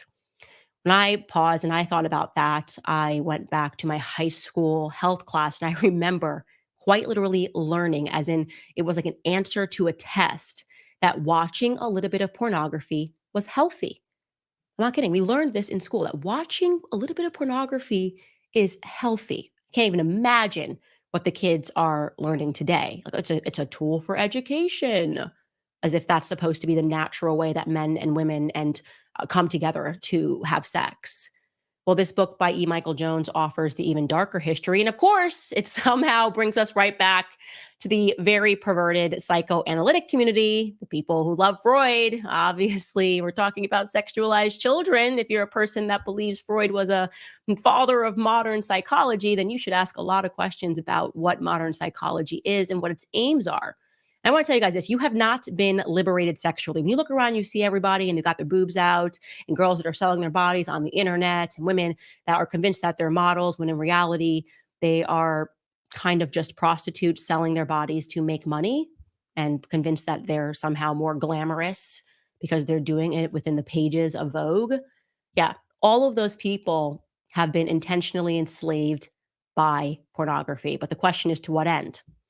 Well, as I told you, I think powerful people are being blackmailed, and I think they're being blackmailed all over the world. And I'm talking from royals to basketball and football players to singers to politicians to bankers, you name it, because pleasure is now the drug. Lust is the tool for domination, exactly what this book is about. And there has been no greater example of that recently than the Diddy case, which follows another explosive development yesterday.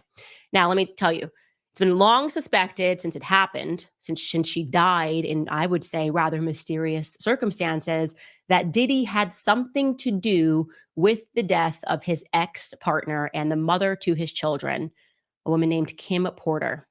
Now, what happened was she mysteriously died of pneumonia at the age of 47. Not the typical way that a 47-year-old goes out, especially just when they are about to publish a tell-all book on their very famous ex, Diddy. That's what happened to Kim. She died of pneumonia at the age of 47 years old. Well, guess what? It was just announced yesterday that Kim Porter's book is being published. It's a 60-page book entitled Kim's Lost Words.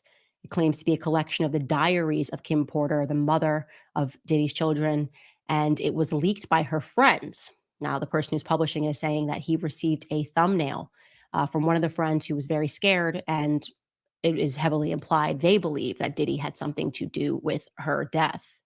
In the book, Porter allegedly recounts discovering and making copies of the sex tapes that Diddy made of himself having sex with young boys that he was managing, including an alleged tape involving an 18-year-old pop star who went on to become a household name. Porter alleges that when she discovered those videotapes of Sean and his sexual encounters in the bedroom in this vault, she made copies of them as protection for herself. Realized that this is a very dangerous situation. I'm going to make copies for protection for myself, and included it as a part of her plan to leave him. But the memoir says that when she watched back the tapes, she was so shocked because there were things, quote, some of the tapes had things I would have never expected. The gay parties are one thing, but the young boys, like the two hip hop stars formerly managed by Diddy and the then 18-year-old pop star, I would have never known. The book publisher is claiming that it was the friends that gave him this thumbnail, the friends that provided this memoir. The friends also provided copies of these alleged sex tapes so that he knew that it was legitimate. And the final entry of the memoir from Kim Porter, before she mysteriously got pneumonia and didn't survive it as a 47-year-old, is her dramatically telling her friends, quote, he got me, and then calling 911. So this is getting very interesting. And what has come on the heels of this is people unearthing videos of Justin Bieber at Diddy parties. Now, Justin Bieber was obviously extremely young when he entered the industry, extremely innocent when he entered the industry, an industry that he did not quite understand as a boy who just knew how to sing and play the guitar and just did both of those things on YouTube. Then he was scooped up, and suddenly he was a part of people like Diddy going after him and saying, hey, man, why don't you pick up my phone calls? There's actually a video of that. Diddy and Justin Bieber looks to be like 15 years old and said, why aren't you picking up my phone calls? And he's like, oh, I know you were trying to contact me through people and I don't have your number. And the next thing we know, Justin is at Diddy's parties. And in this one video, it looks like whatever Justin is doing I'm not going to show it out of just respect for the fact that I truly believe that Justin Bieber is a victim. But whatever he is doing in this video with Trey Songz and Odell Beckham Jr. looks highly suspicious. I can show you a still from that video because I think the relevant part is Justin Bieber is not sober. He is clearly very heavily under the influence at this party. And if you remember that lawsuit that the producer Rodney dropped against Diddy, he said that unbeknownst to all of these people, they were being drugged at Diddy's parties, that they were pouring out the liquor bottles and replacing it with other drugs. He kept speaking about this pink drug, this mix, this cocktail of cocaine and MDMA, and that people that think they're just drinking vodka or just drinking water are actually all being drugged. And then once they're drugged, they do very vulnerable things. It has long been suspected that the person that people are now putting the dots together in Kim Porter's allegations that Diddy had under his thumb was Justin Bieber, and that he may have done some inappropriate things with him. And what I will say is that this very much fits the narrative. You know, we saw tons of videos of Justin Bieber when he got together with Hailey. He was crying a lot outside of churches. He was finding his way back to God, but he was having a lot of emotional breakdowns. And what I sensed from those public emotional breakdowns, and only public, obviously, because the press was following him, was that he was coming to terms with the fact that he had been engaged in darkness unwillingly.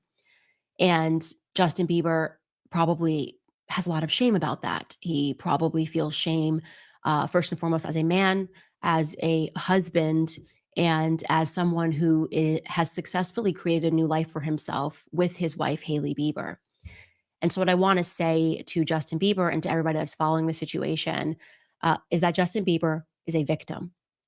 I was horrified when I saw this, not because of the idea that Justin Bieber would be engaged in these sorts of things at these parties, but because I understood that this was a kid who was intentionally targeted by Diddy, as the videos show, told that he wants to party with him. He makes it clear that Diddy is trying to contact him through people. And then he finally subjects himself and agrees to give his number. And then we saw an entirely different Justin Bieber. We saw Justin Bieber who was always wearing sunglasses, who was partying, who was very obviously involved in drugs. He spoke at length about his addiction. And Justin Bieber didn't do that to himself. Like I said, Justin Bieber was, in my view, a child victim. And as these videos are circulating on the internet, I want to make sure people remember that and give him the grace as someone who has somehow survived this, turned to family, turned to faith, and is still very much struggling with all of this. For people to give him the grace and the courage and the prayers to hopefully one day find within himself the strength to speak out about what happened. Anyways, it seems to be that it is all falling down in Hollywood. There are tons of people who should be called out, people who weren't young like Justin Bieber, people like LeBron James, who has been outwardly speaking about how great Diddy parties are, traveling around with Diddy. This person is supposed to be the king. I'm waiting for the king to come out and to condemn this, to condemn what we all know now is a reality. They say that Diddy is on suicide watch, by the way. That is the latest update, that he might kill himself because he is in this cell. I beg to differ. As I said, I believe that this was an operation, that Diddy was not at the top of this operation, and that they are going to be very careful in how they handle him, because just like Kim Porter kept videos in order to protect herself, I am certain that Diddy similarly kept many videos of the record label executives that were allegedly involved in these parties as well, as protection for himself. We will continue to monitor that story, but I do encourage everybody to pray for Justin Bieber.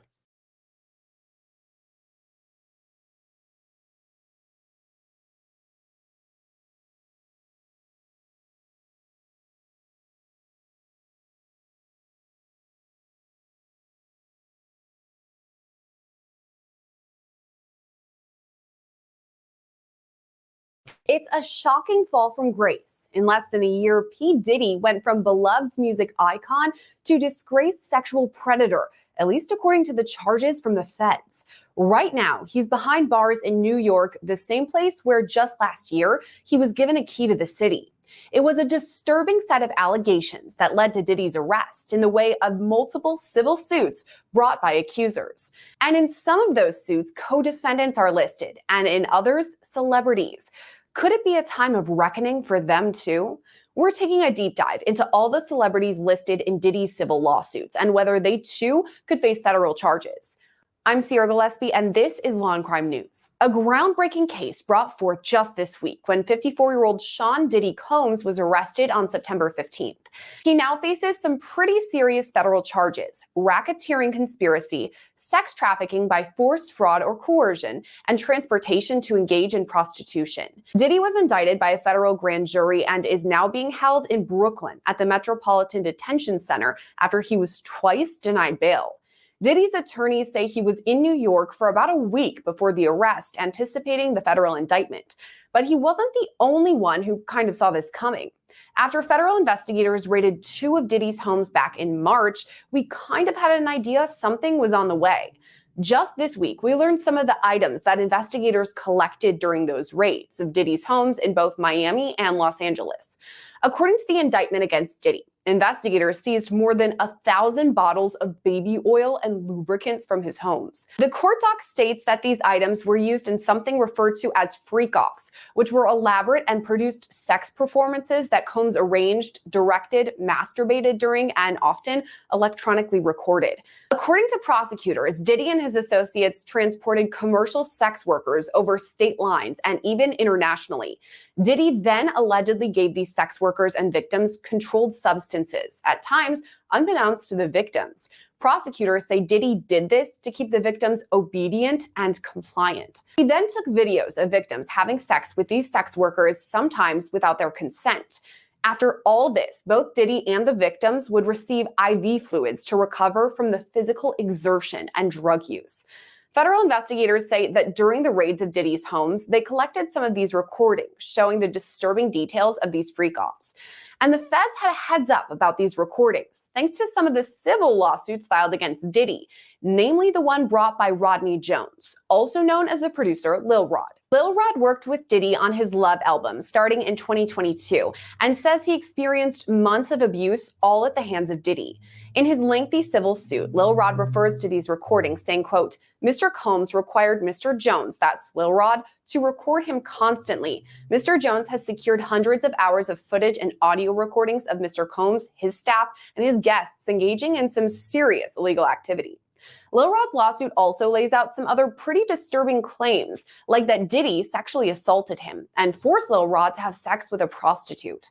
But Lil Rod's lawsuit came out swinging in more ways than one. Not only did it shed light on the dark allegations against Diddy, but it dropped some high-profile celebrity names too. First, there's Academy Award-winning actor Cuba Gooding Jr. Lil Rod alleges Diddy was, quote, grooming him to pass him off to his friends.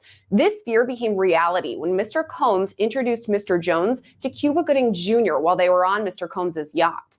The lawsuit includes pictures of this too, showing both Diddy with Cuba and then Cuba with his arms around Lil Rod. Court docs go on to say, quote, Cuba Gooding Jr. began touching, groping, and fondling Mr. Jones's legs, his upper inner thighs near his groin, and the small of his back near his buttocks and his shoulders. He rejected his advances, and Mr. Gooding Jr. did not stop until Mr. Jones forcibly pushed him away. Here's former prosecutor Melba Pearson. In the last couple of years, there were allegations against him for sexual assault.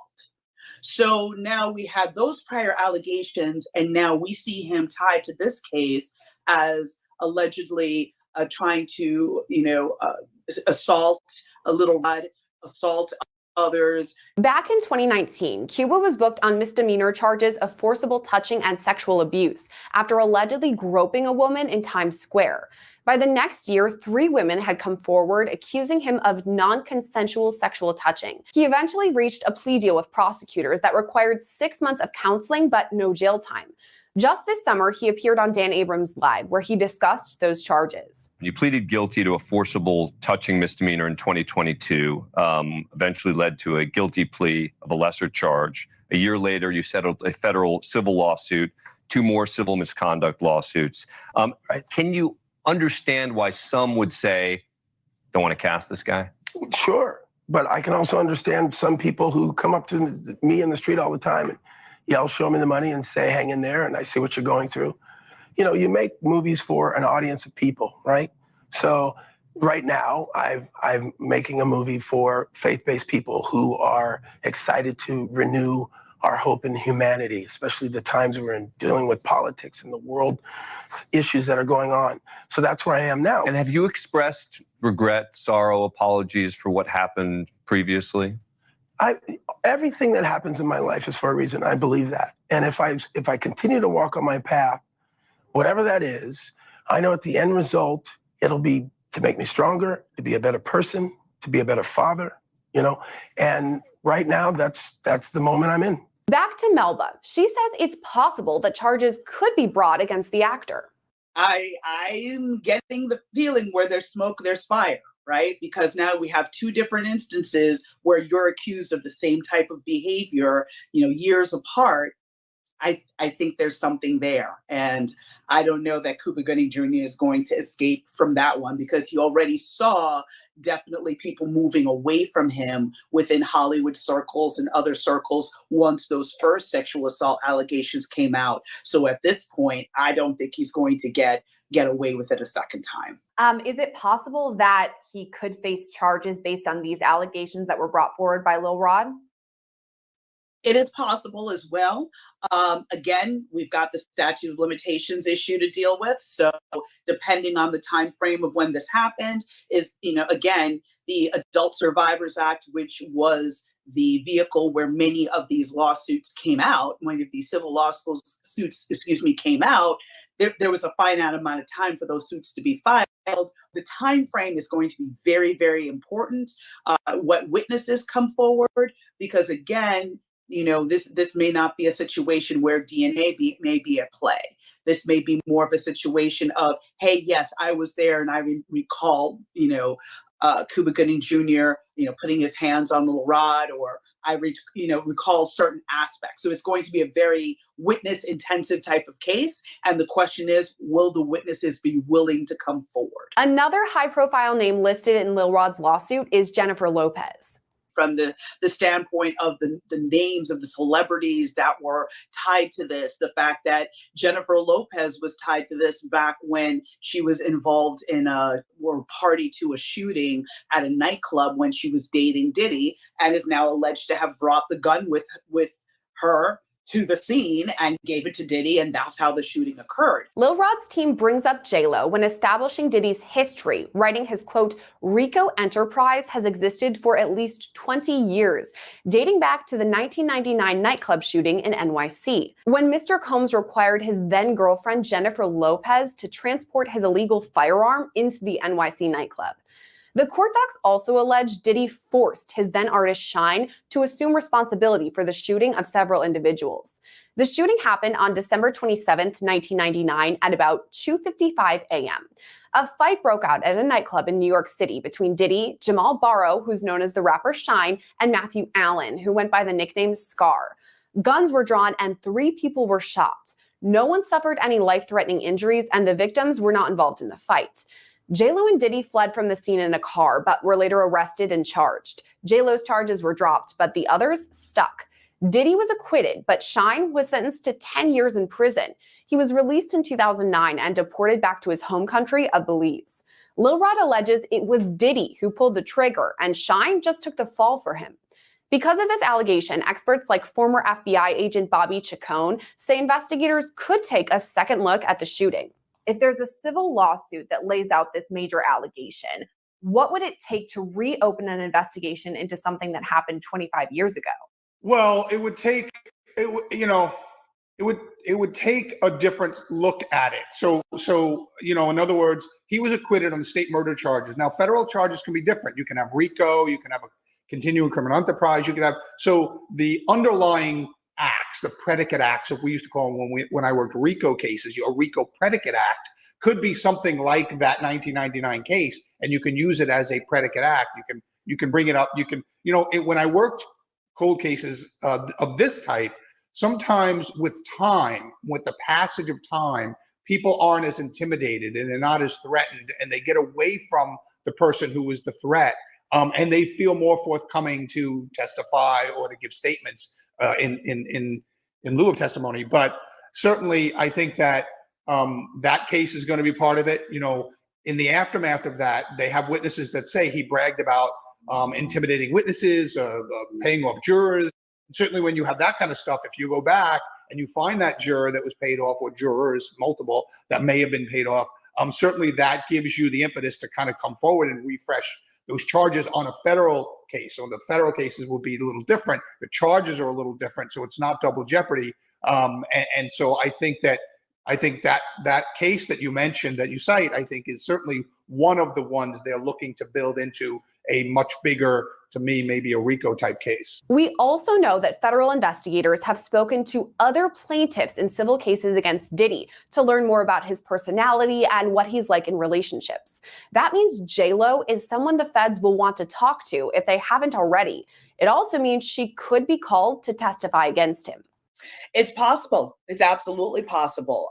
If I was the prosecutor handling that case, I absolutely would list her, right? But of course, we need to know whether or not she'd be cooperative. That, of course, changes the strategy when it comes to trial. So you may list someone as a potential witness. That does not mean you're necessarily going to call them. The question is whether or not their testimony is really going to help you.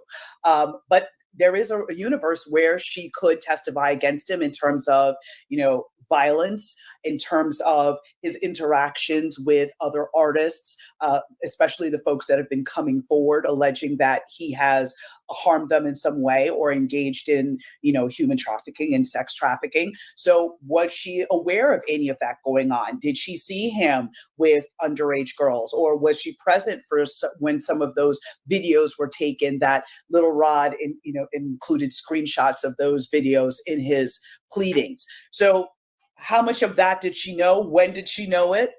And what actions did she take at the time? Is that part of the reason why they broke up? We don't know. So all of this will remain to be seen. Obviously, the prosecution and law enforcement need to speak with her, get a statement from her to understand what she knows or what she could be able to testify to, and then make appropriate decisions from there. But it's not just artists that Lil Rod named either. He specifically mentioned Prince Harry, the Duke of Sussex, in court docs. It reads in part, quote, Mr. Combs was known for throwing the best parties. Affiliation with and/or sponsorship of Mr. Combs' sex trafficking parties garner legitimacy and access to celebrities, such as famous athletes, political figures, artists, musicians, and international dignitaries like British Royal Prince Harry. Why even name Prince Harry? There's no allegations against him or anything, but why bring him up? I think it may have been a move to bring more credibility to the filing and say that, basically he being Diddy, was using his fame, fortune, and influence to insulate himself. So he was able to legitimize some of the activities he was doing by having these lavish parties, bringing all these A-list celebrities, but somewhere in a back room or somewhere in another wing, horrible things were happening. So the fact that Prince Harry was there does not necessarily mean he was participating in what was happening. And just because you were at a party doesn't mean you know what's happening in every inch of the house. I mean, if you think about it, if the party's being thrown in a mansion, there are various floors and wings. So it is completely possible that he was there and did not participate. Now, if you had said Prince Andrew, especially as a result of the allegations that came out in connection with the Epstein case, that they were close and that they traveled together, and there was a person that alleged that he had sexually assaulted her while she was underage, that would be a different story.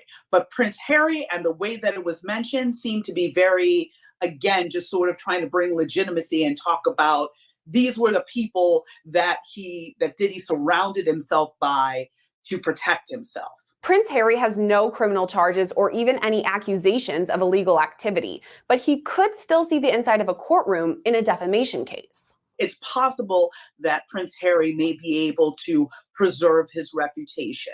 And since it was such a minuscule mention in the greater context of this filing, he may be okay. Another celebrity mentioned in Lil Rod's lawsuit is Young Miami, who dated Diddy from 2021 to 2023. According to the lawsuit, Young Miami's cousin assaulted Lil Rod during the Thanksgiving holiday in 2022. It reads, quote, Young Miami's cousin burst into the bathroom and began groping Mr. Jones. She started undressing and attempted to straddle him and have sex with him in the presence of Mr. Combs and his staff. Similar to Prince Harry, there are no allegations against Young Miami herself, so there's probably no worry of charges being filed against her. But there could be charges against some of the other people listed in Lil Rod's lawsuit. That's people like Diddy's chief of staff, Christina Coram, who Lil Rod compares to Ghislaine Maxwell, the longtime companion of Jeffrey Epstein. Epstein died by suicide in 2019 when he faced numerous charges of sexual assault over the course of multiple years. Maxwell was charged and found guilty of sex trafficking in relation to her time with Epstein, and she's currently serving a lengthy prison sentence. Lil Rod says Christina Coram ordered sex workers and prostitutes for Mr. Combs and ordered and distributed ecstasy, cocaine, GHB, ketamine, marijuana, and mushrooms to Mr. Combs and his celebrity guests who were present on his rented yacht and his homes in LA, NYC, and Miami.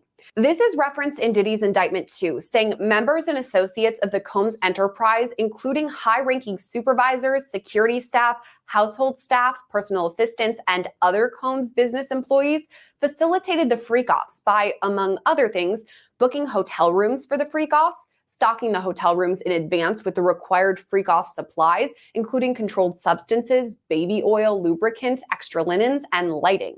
Federal prosecutors also allege these associates arranged travel for victims and commercial sex workers, delivered large sums of cash to Diddy to pay these sex workers, and even scheduled the delivery of IV fluids. So according to Melba, it's possible some of these associates are charged too. None of these cases, when you have these high-profile people that have been using people over years, none of these cases happen without a handler. R. Kelly had a handler. Epstein had a handler, Weinstein had a handler. Everybody has, in those scenarios of those powerful people, powerful men that are abusing other people, they have someone that does their dirty work. And it's usually not only just one person, it's several people who may have different duties. So again, seeing this woman being his handler, being the person to get him drugs, being the person to procure sex workers for him, being the person to basically be on cleanup duty in case of, covering up or silencing people that might want to come forward, that's not unusual. And she is also going to bear the brunt of criminal liability, just like Ghislaine Maxwell did, and basically had to take the entire brunt of the criminal justice system alone because of the fact that, Epstein committed suicide and was not able to be held accountable. And we can't talk about Diddy without mentioning Cassie, the one whose lawsuit blew the lid off Diddy's alleged scheme. She filed civil suit against Diddy last November under the New York Survivor Act, meaning any sexual assault survivor could file suit against their accused predator, and the statute of limitations didn't matter. Cassie's lawsuit was settled just one day after it was filed, but it was still made public, dropping a laundry list of bombshells about Diddy that the public hadn't previously heard. Cassie's lawsuit outlined years of abuse by Diddy, starting when she was just 19 years old, and at the time, he was 37. According to her suit, Diddy was prone to uncontrollable rage and frequently beat Cassie savagely. Cassie alleged Diddy forced her to use drugs and would physically beat her, rape her, or force her to have sex with prostitutes. Then there's the gun allegation that on at least 2 occasions, Diddy demanded Cassie hold his gun in her purse. The lawsuit goes on to state, quote, there was no clear reason why Mr. Combs required her to hold his guns, except to reinforce to his young girlfriend that he was violent, powerful, and dangerous. This echoes a similar allegation made by Lil Rod about Jennifer Lopez's part in the 1999 New York nightclub shooting. Not only did Jennifer Lopez allegedly bring the gun to the club, now we're also looking at years later, Cassie coming forward and saying that Diddy forced her to carry a gun with her when they went out to different events. So again, I think that this is more along the lines of when you look at this from a domestic violence lens, from the standpoint of the abuser being very controlling and demanding certain activities to prove loyalty, to basically put yourself in a bad situation where only he can be the one to save you, basically. So in seeing that, the parallels between J-Lo's experience and Cassie's experience, number one, it brings more credibility to what Cassie said in her pleadings, but also, again, it causes us to look at Jennifer Lopez and be like, some of the comments she made about the end of her relationship to Diddy, in terms of, well, there was infidelity, and, she kind of skirted the issue a bit. But when you start to look back at her comments, you start to think, ooh, were you in a domestic violence relationship with Diddy, much like how Cassie ended up in a domestic violence relationship with him? Cassie kind of broke the floodgates, so to speak, when she made her civil suit back in November. These crazy allegations, we'd never heard anything like it before. And then all of a sudden we have several more people coming forward, and then more once it turns to 2024. So we have multiple plaintiffs who are coming forward alleging very similar things. I'm wondering, without these civil suits, would we even be here right now? Would Diddy even have been arrested and indicted? I really don't think so. Because Cassie's lawsuit opened the floodgates, and I think it empowered other survivors to come forward and tell their story. And when Little Rod came forward, I think that was just another huge just a huge moment in this case, because now you have male victims coming forward. And we know statistically male victims of sexual assault generally don't report for a number of reasons, but they many times view it as an attack on their masculinity, and they're very concerned about how they would be viewed publicly. And Little Rod was brave, which I really commend his bravery in standing up and saying, listen, this is what happened to me.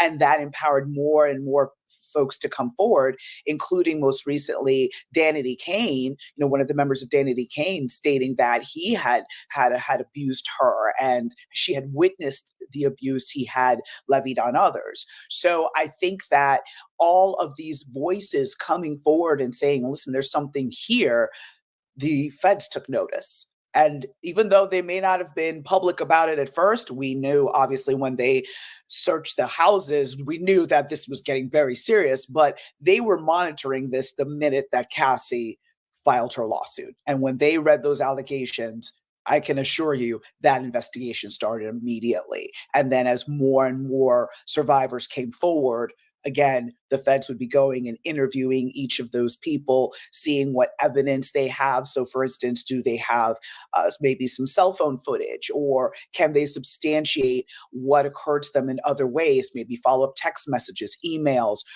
All of these things are aspects that the feds are able to use to now bring in their case in chief against P. Diddy. Months ago, we reported that Cassie was working with federal investigators in the case against Diddy. We can't know for sure whether she testified in the grand jury hearing that would ultimately indict Diddy, but it's likely at least some of his accusers did. I do believe that a number of the survivors would have testified. I don't think that they would have brought all of them, because of the fact that, number one, testifying is traumatizing, especially when you're talking about the most awful day likely of your life and some very degrading things that happen to you. And you have to tell that to a bunch of people you don't know. So you have to be very cautious in when and how you bring your victims and your survivors to testify, and think about that in terms of your strategy. Because again, you may want to save some of the survivors for the actual trial if this does go to trial, and maybe just pick one or two that make the point, right? And then you can fill it in with more evidence as the trial proceeds. But you don't necessarily have to show all of your evidence to the grand jury. You just pick the strongest pieces of evidence, so that, again, you're not burning your survivors out before they get to the point of trial unnecessarily. Obviously, they do have to testify and tell their story so that the jury has something to deliberate on. But at the same token, you don't want to push them too much, because again, that trauma is very real. And even if they are getting assistance through counseling or something along those lines, it's still a lot to have to talk about it, especially in such a with the huge media frenzy around it, and so many people weighing in, and whether it be social media or other celebrities or things like that. So those are some of the things I think the assistant U.S. attorney would have been considering when deciding who should be brought in front of the grand jury to testify. And when it comes time for trial, we could expect to hear from Cassie or other accusers in federal court. You're bringing up a really good point because, as you said, this is probably one of the darkest times of these survivors' lives. And they have to come forward with these serious allegations and relive the trauma that I'm sure they've been working to overcome. It's really tough, but we're assuming that a lot of them are going to testify at the trial, whenever that may be. And there are several accusers that have to go through and do all of that. What would it look like at the trial then? At the trial, now the key is the U.S. Attorney's Office has to make sure that they're not going too far afield with bad character evidence. We saw how that kind of backfired in the Harvey Weinstein case, where, as well as the Bill Cosby case, where other instances were brought in that were maybe not as close in time, or more so not really enlightening the jury about what happened in the charges that were in the indictment, but more so he's just a really bad, horrible, predatory person. That may be the truth. However, when it comes to proving the charges at hand, you have to be very focused on making sure the jury understands what happened during the timeframes that are specified in the indictment. And so if some of these other survivors, let's say something happened 10 years ago, that might be too far in time for them to be able to testify. But if we're talking about an instance of something that happened last year, for instance, that might be closer in time to allow them to be able to testify. And again, if they have specific knowledge about certain aspects of the indictment, of course, they'll be brought to testify. But again, you have to be very cautious because you want to be able to preserve, if you're able to get a conviction, you want to be able to preserve it on appeal by not making these types of errors. After his indictment this week, Diddy pleaded not guilty to all charges and was denied bond twice. A statement from his legal team reads, quote, "Sean Diddy Combs is a music icon, self-made entrepreneur, loving family man, and proven philanthropist who has spent the last 30 years building an empire, adoring his children, and working to uplift the Black community. He is an imperfect person, but is not criminal." To his credit, Mr. Combs has been nothing but cooperative with this investigation, and he voluntarily relocated to New York last week in anticipation of these charges. Please reserve your judgment until you have all the facts. These are the acts of an innocent man with nothing to hide, and he looks forward to clearing his name in court. More updates are sure to come in the case of United States versus Sean Diddy Combs, so make sure to subscribe to our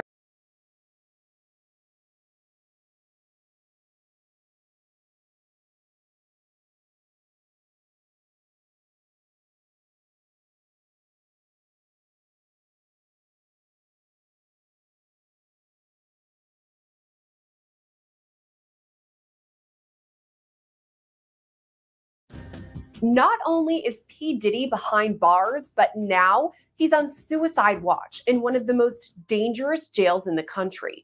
Here's everything we know so far about Diddy's life on the inside. I'm Sierra Gillespie, and this is Law and Crime News. It's been a big week for 54-year-old Sean Diddy Combs, kicking it off with a federal indictment on Monday. And now we're getting word that he's on suicide watch. He's being held at the Metropolitan Detention Center in Brooklyn in the Eastern New York Judicial District, much to the dismay of his legal team. Earlier this week, Diddy filed for bond 2 separate times, his attorneys writing in the motions that MDC is not fit for pretrial detention. They even requested he be transferred out of New York to Essex County in New Jersey, but it was ultimately up to the Bureau of Prisons to decide where he ended up. According to Diddy's legal team, an inmate was murdered at MDC just this summer, and at least 4 inmates have died by suicide over the past 3 years. Now, their client is on suicide watch, meaning he's separated from traditional prison housing. It's unclear whether he's actually suicidal or if it's just a safety precaution, but we do know a mental health professional visits his cell at least several times a day. The U.S. Department of Justice Institute of Corrections describes Suicide Watch as supervisory precautions taken for suicidal inmates that require frequent observation. So what does all that mean? For that, we go to criminal defense attorney Mike Korbanix. One of the reasons that P. Diddy's attorneys were saying we don't want him there is because they say it's really dangerous. There have been suicides, there have been murders, apparently. Is that true? Do you think it's a pretty dangerous place? All jails are dangerous depending on who the inmate is, quite frankly. So, I mean, it's a high profile case. Nobody knows where the case is really going and what it really entails yet. So I would assume that they're just being overcautious because he's not like your average defendant. He's a very well-known person who has a lot of prestige, and it would be interesting to see what goes on in the jail with him. But I'm sure he's going to need a little bit more of protective coverage in the jail. I'm wondering if that's why they placed him on Suicide Watch now, kind of what you were saying, protective coverage, because he is such a high-profile inmate. Do you think that could be part of it? Oh, absolutely. I mean, going from a life where you live in a mansion to going to sit in a jail facility is not something easy to deal with. Also, whenever we're thinking about cases like this, the big federal ones and just similar allegations, I go to Jeffrey Epstein. And obviously, we know what happened there. He never was able to make it to trial because he died by suicide. Is that something that everyone is trying to avoid here, to make sure that any of the inmates don't actually die by suicide? Well, of course. I mean, a jail has a responsibility. It's a jail. People in that jail are being held, they're presumed innocent. And there's a responsibility, since the person's not free to do what they want, to protect them and to make sure that they're mentally stable and that they're protected. When I heard Suicide Watch, my mind went to Rex Heuermann, who's the alleged Go-Go Beach killer. Obviously, he is still presumed innocent at this time, but I do recall after he was arrested, he was placed on Suicide Watch. And I'm wondering if that's just kind of another thing, because it was a big case, a big name, that he was not suicidal at the time, and it's possible now that P. Diddy isn't suicidal. That's something that's very difficult to really answer, because we're not doing the interviews of the inmate. The inmate gets an evaluation when they come in. They get checked for their health, their physical health, as well as their mental health. And that's where those sort of decisions are made. It's not just sort of something because it's P. Diddy, we're putting him in. They have to have some sort of facts to substantiate that. Let's say moving forward that they determine, okay, he's fine, he is not a risk for suicide, he's good to go. Do you think that P. Diddy could ever be placed in general population? Obviously, he's someone that a lot of people know. First of all, high profile, but then also he's got some pretty severe allegations that he's up against. Would he be safe in Gen Pop? That's a very difficult question. I think because of if I was his attorney, I would want to make sure that he was being kept in a place where he's safe and not be used as some sort of way that some inmate may want to just move their street credibility, for lack of a better term, by just saying, yeah, I went after P. Diddy because, he wasn't supposed to be doing those things and all that. So it's a very difficult situation when someone that famous and well-known in this kind of case is put into general population. So it's going to be a major concern for the institution that is holding them. Now, let's take a look back at the timeline leading up to Diddy's arrest and the allegations that led to Diddy's indictment. Shocking federal charges brought against once beloved music icon Sean P. Diddy Combs now could be his complete fall from grace. I mean, it was only a year ago that he got the key to the city here in New York. And now here he is indicted in the Southern District, right? So what happened in a year for someone to have fallen so far? But what led up to these serious federal charges? We're talking to criminal defense attorney Adam Conta to break down the timeline leading up to Diddy's arrest. I'm Sierra Gillespie, and this is Law and Crime News. Now, starting off from where we're at right now, Diddy faces 3 federal charges of racketeering conspiracy, sex trafficking by force, fraud, or coercion, and transportation to engage in prostitution. So how did we get here? We have to head back to the 1990s when Diddy first rose to fame after creating the record label Bad Boy Records that represented artists like the Notorious B.I.G. or Biggie Smalls. It was during this time frame that Diddy allegedly sexually assaulted multiple women in New York. We first learned about these allegations in November of last year, when Joy Dickerson-Neal and Liza Gardner filed separate civil suits against Diddy. Gardner says her assault happened back in 1990 when she met Diddy at a work event.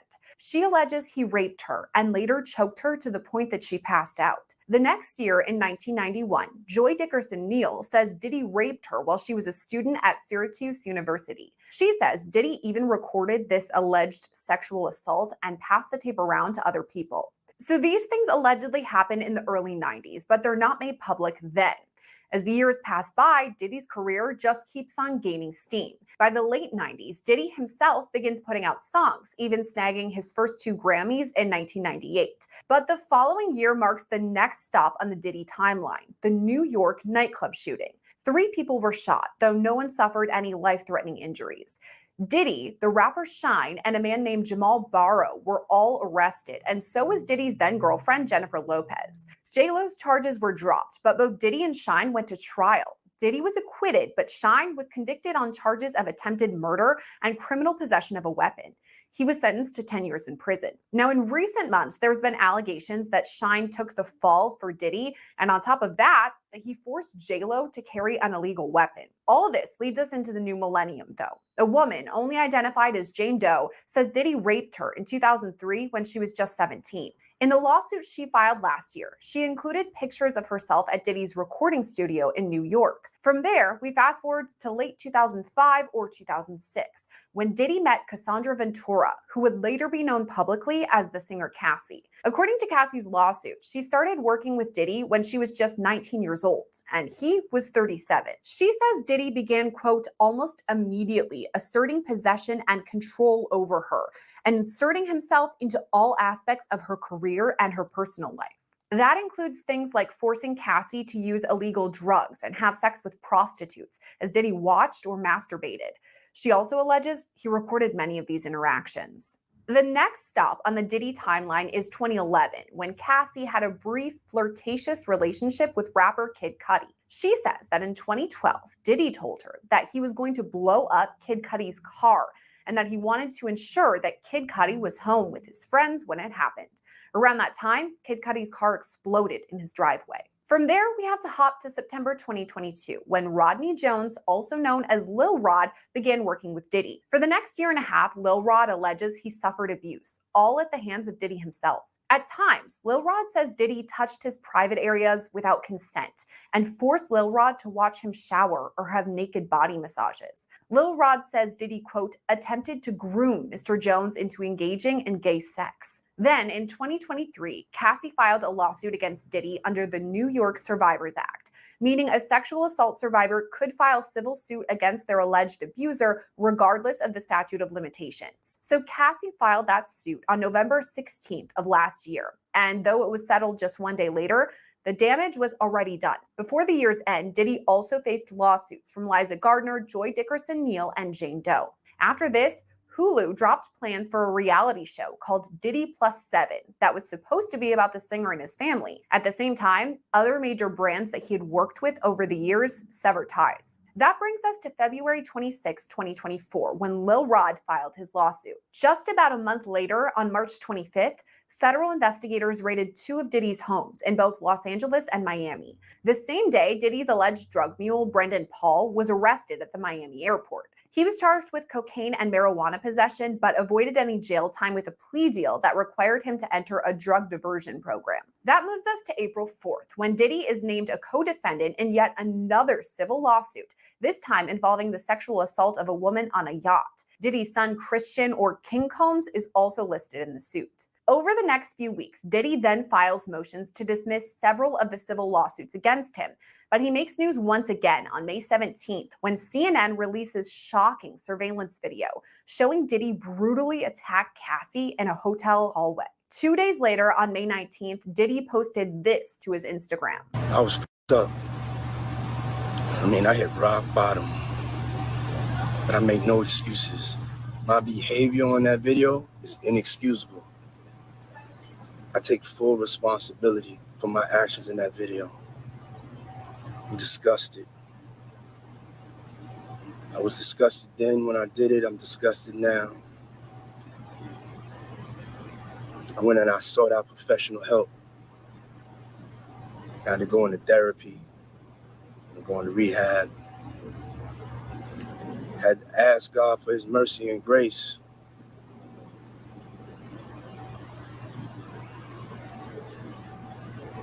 I'm so sorry. But I'm committed to be a better man each and every day. I'm not asking for forgiveness. I'm truly sorry. 2 days after that post, Crystal McKinney filed suit against Diddy, alleging he drugged her and sexually assaulted her back in 2003. All that brings us to September 11th, when singer Dawn Richard filed another civil suit against Diddy, alleging he touched her inappropriately, imprisoned her, and even threatened her life. All this leads us to Monday, September 16th, when Diddy is indicted by a grand jury on federal charges. At about 8:30 that night, he was taken into custody by Homeland Security at the Park Hyatt in New York. The indictment was unsealed on September 17th, charging Diddy with racketeering conspiracy, sex trafficking by force, fraud, or coercion, and transportation to engage in prostitution. The court talk details accusations dating back to 2009, alleging Diddy had a pattern of illegal activity over the course of more than a decade. And it's those alleged illegal activities that led us here to this federal indictment. To understand more, we now turn to criminal defense attorney Adam Conta. Okay, so this is a story we've been following for 6 months, more than that. Since the federal raids, we've been kind of seeing this coming, didn't really know when, and now the indictment finally came down. So just at that point, what are your initial thoughts about this indictment? Well, I mean, I think it's a real problem for him. It lays out what they believe is a pattern of illegal activity, all in the names and the furtherance of the Combs enterprise. I think it lacks some details, but we have, because this is an ongoing investigation and because it's sort of been in the public sphere for a while, we have more details than we normally would. They've laid out a pattern of conspiracy and racketeering that they've charged him with.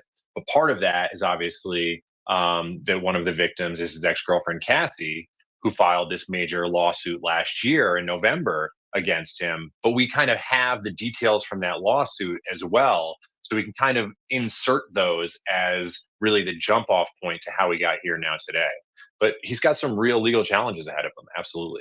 Talking about the indictment really quick before we go into the timeline, I was kind of surprised at the length of it. It's only about 14 pages. There's only 3 charges. And as you said, there's not that much information in it. So is it possible that the feds are going to add more, or what would that look like? It could be, but the fact that there's racketeering involved, I mean, what racketeering essentially is that the federal government thinks that they can prove that he broke 2 specific laws in this sort of group of 35 that make up these kind of racketeering eligible charges. And so if they can get over that hurdle, even though there are only 3 counts, and I was surprised too that it wasn't a lengthier indictment with a lot more detail in it, the counts that are there are enough to put him in jail for a long time. And we can't gloss over the fact that there were a couple defaced AR-15s there. There was an unknown amount of narcotics there, including meth and other prescription drugs that were illegally obtained, allegedly. And so I think what the public is going to be looking for is a lot of details on the sex trafficking, on the kidnapping, but mostly on the sex-related crimes. That's kind of what the public likes to sink their teeth into. And I'm sure we're going to be hearing the term freak-offs a lot over the coming days and weeks, because that's the soundbite that you immediately get from this indictment.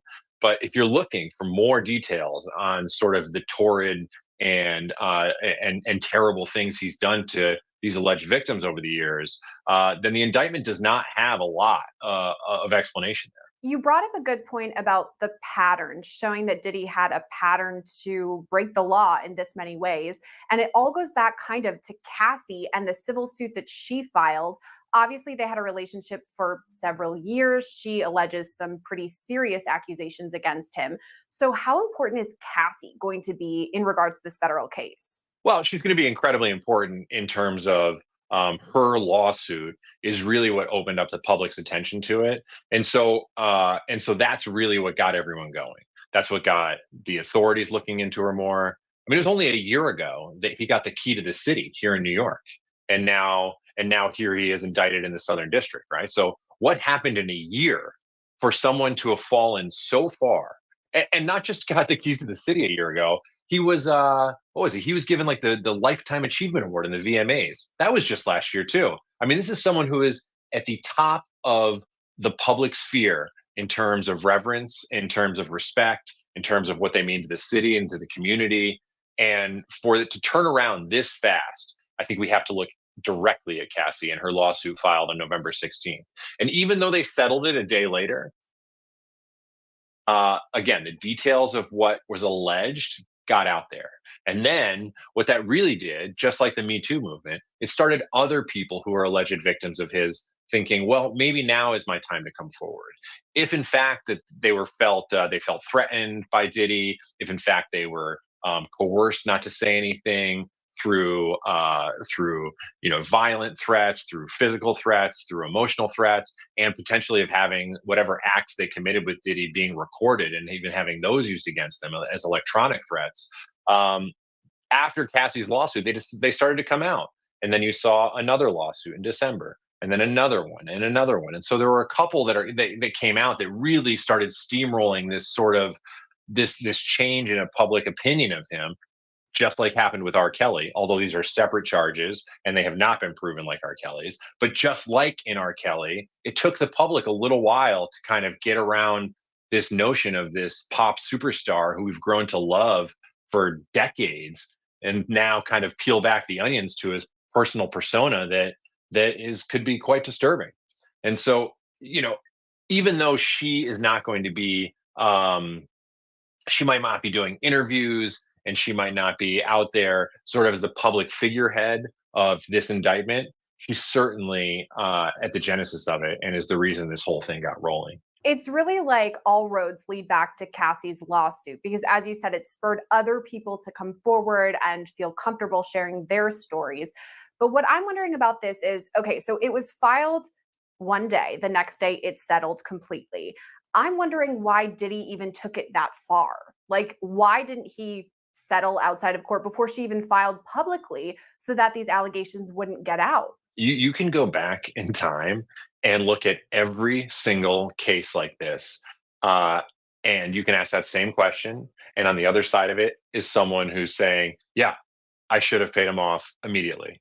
I should have done this way back when. I mean, you can look at it at Harvey Weinstein. You can look at it at Diddy. Now, to be fair, what that would ultimately be doing is paying off reprehensible activity and paying for just monstrous conduct if you believe what has been alleged. But we understand the world in which we live in, and that payoffs and settlements and civil suits are a part of this world.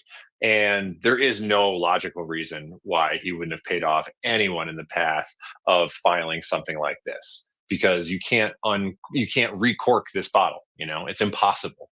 And if he could go back in time, I'm sure he would have given Cassie $100 million to make this go away at this point.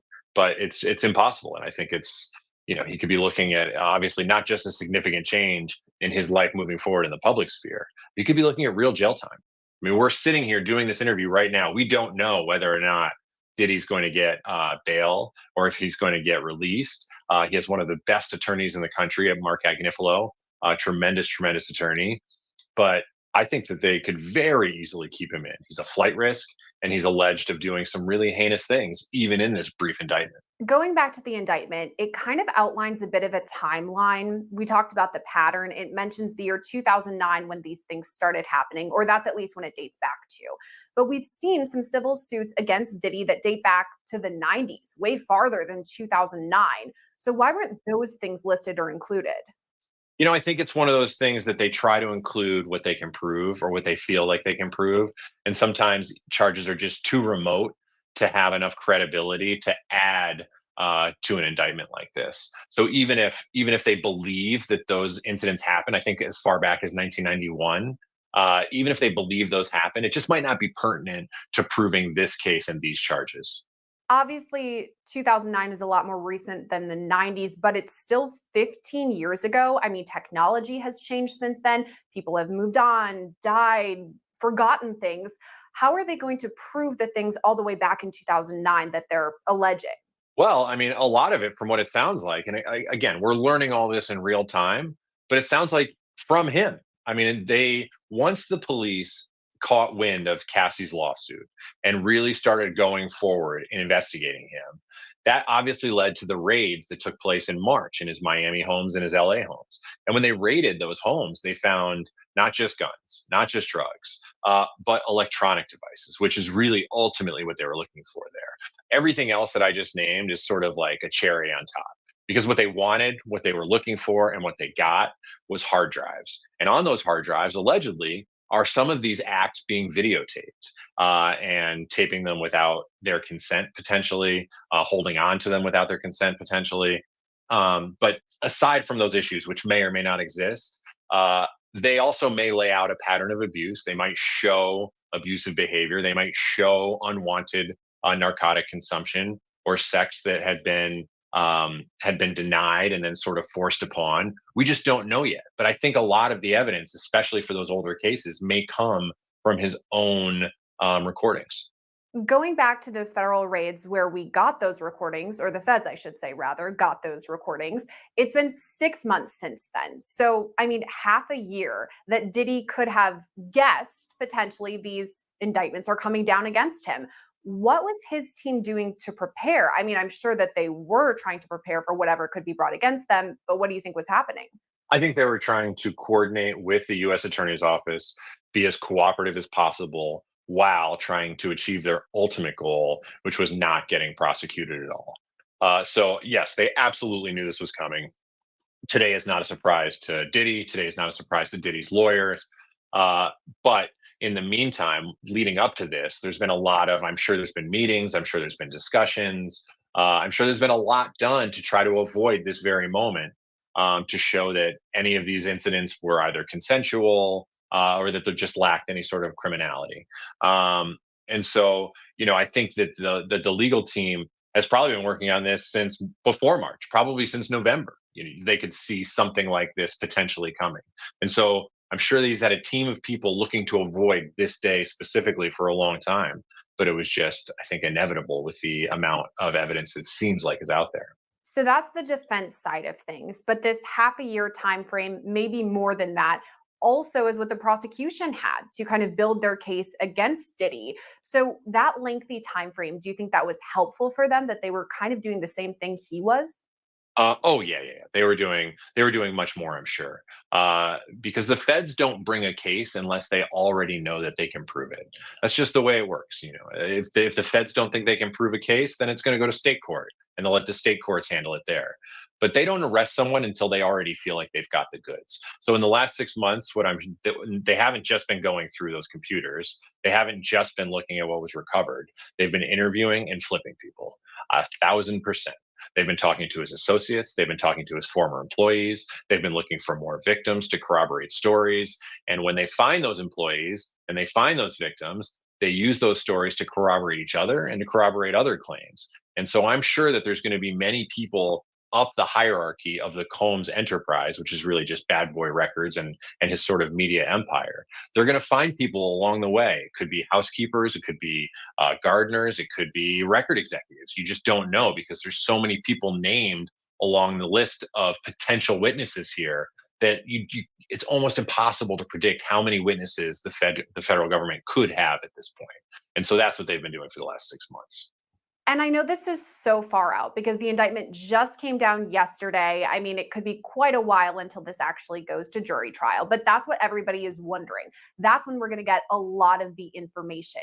So when it does come time for that, what are you thinking? I mean, you just talked about the dozens of witnesses that they could have. I mean, the defense, I'm sure, is going to bring a pretty strong case. What would it look like? Well, today is a day for strength. So today is a day for everyone to go out there, no matter what side you're on, and say, my guy's 1,000% innocent. And the prosecution's going to go out there and say, this guy's 1,000% guilty, and here's why. And so today is just posturing more than anything, even if they did know it was coming. But when we get to that point, when we get down the line and you're looking at an actual trial, he's going to face a lot of time. And if there are teeth to these arguments, which I don't know if there are yet, but these are real allegations, to risk going to trial in the face of what could be insurmountable evidence, especially with what was just recovered at his house, the drugs, the guns, things like that, then I don't think the public should be holding their breath for a trial here. So that means a plea deal. What would that look like? Could look like anything at this point. I really don't know. But if he goes to trial and loses, I mean, he could be looking at the rest of his life if they want to run things certain ways. And so if he comes to a point and recognizes that there's just no reasonable, logical path out of this, then, I have no idea what a plea could look like. But I mean, it would still be a serious amount of time and a serious dollar amount of forfeiture. But they just have so many resources available to them in the federal government. They have the ability to just have unlimited time and money put into proving a case. And if they're at this point now, you just don't see a lot of trials in the federal system that lead to full acquittals. And there's a reason for that, because they just are so careful about the cases they bring. And so, I am so curious to see how this unfolds, because again, I think he's got a tremendous lawyer, and this is an indictment that's pretty thin on details. But I still don't think that means that we should all be holding our breath for an imminent trial on the horizon. Bottom line, there's a lot of evidence. Both sides, I'm sure, are going to be going through this in discovery, a lot going on. And as you said, it does sound like the prosecution has a pretty strong case. Then we talked about a plea deal too. I don't know. I'm wondering, is it possible that Diddy gets off, that he doesn't serve any jail time? Well, it's just too early to say. I mean, is it possible? Sure. Is it likely? No, not really. These are serious charges. They're serious allegations. And they're brought by the U.S. Attorney's Office in the Southern District of New York, an office that has more money than some small countries. So I think that he is fighting an uphill battle, but he has the best possible resources and the best allies in his attorney to be able to do that. And so I don't think it's likely that he would get off. But if there is a mistake here, and if there are errors along the way in this investigation, then he's got the right people to uncover them. From what it looks like, right, in this indictment, that he's charged with not necessarily having sex with some of these women, that he's charged with potentially masturbating as he recorded them having sex with male sex workers that he had flown in. So if he didn't do any of the sex acts himself, but was responsible for the recording, the applying of drugs, things like that, that could give some inroad to the defense to say that, he wasn't actually doing the sex acts themselves, and that maybe there's some wiggle room there. But I don't know. It's a tough case. Diddy was taken into custody on Monday night, but still maintains his innocence. A statement from his legal team reads, quote, Sean Diddy Combs is a music icon, self-made entrepreneur, loving family man, and proven philanthropist who has spent the last 30 years building an empire, adoring his children, and working to uplift the Black community. He is an imperfect person, but is not criminal.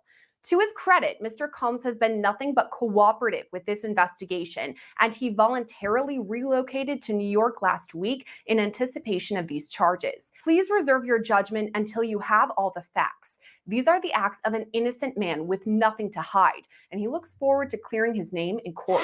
That's a look at the timeline so far, but there's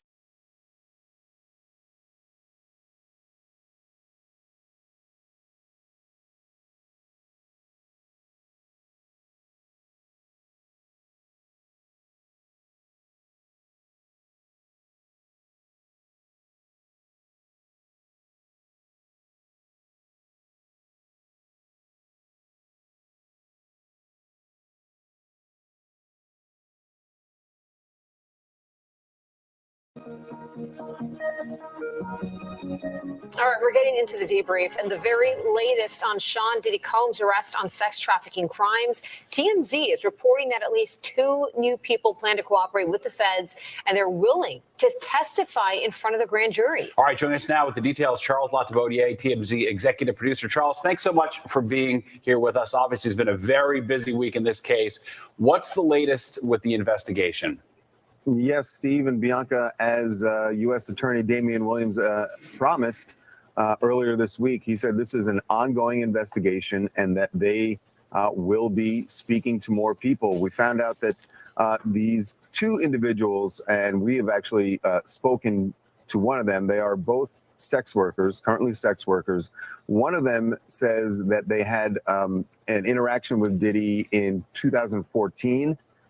And they are willing to tell the feds what they know about that interaction. And another one said that they are willing, and not only willing, but have been subpoenaed to go before the grand jury. So the second person could end up going before the grand jury. At this stage, they are just going to be interviewed by prosecutors. Clearly, they're trying to figure out what these other witnesses know and how they can help them convict Diddy. And that's the name of the game at this point for the feds. Yeah. The question is if there is going to be a jury, because yesterday you reported that a former warden had a warning for Diddy that he should watch his back in prison. Yeah. Look, this is, he's going to be in this at Brooklyn, MDC Brooklyn. Who knows? It could be up to a year before this trial begins. And obviously, they're going to be, his attorneys have said that they're going to try to get him moved to a different facility.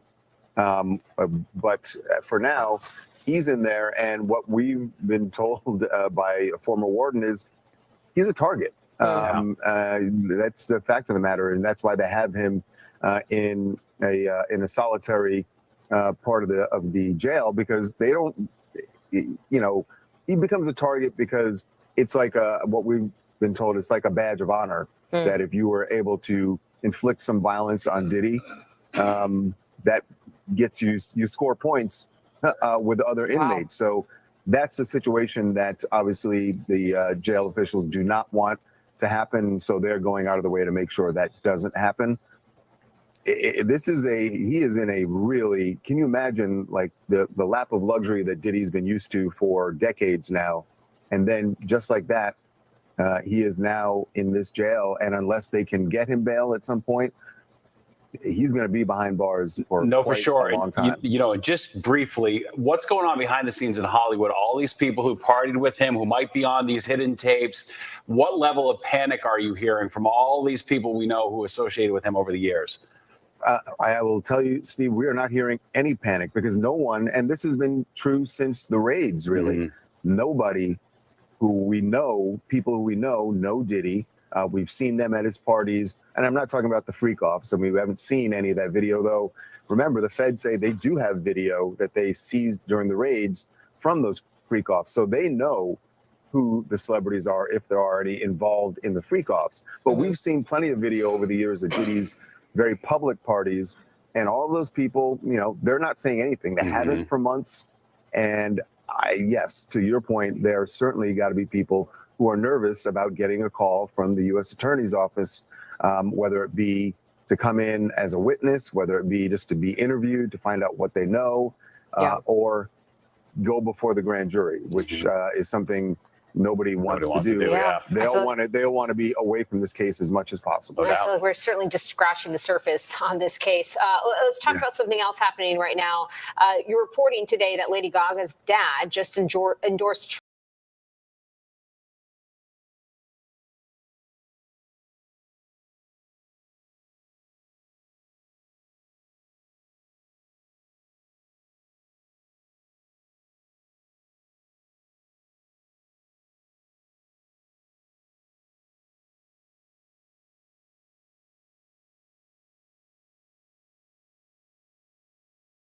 destroyed my life.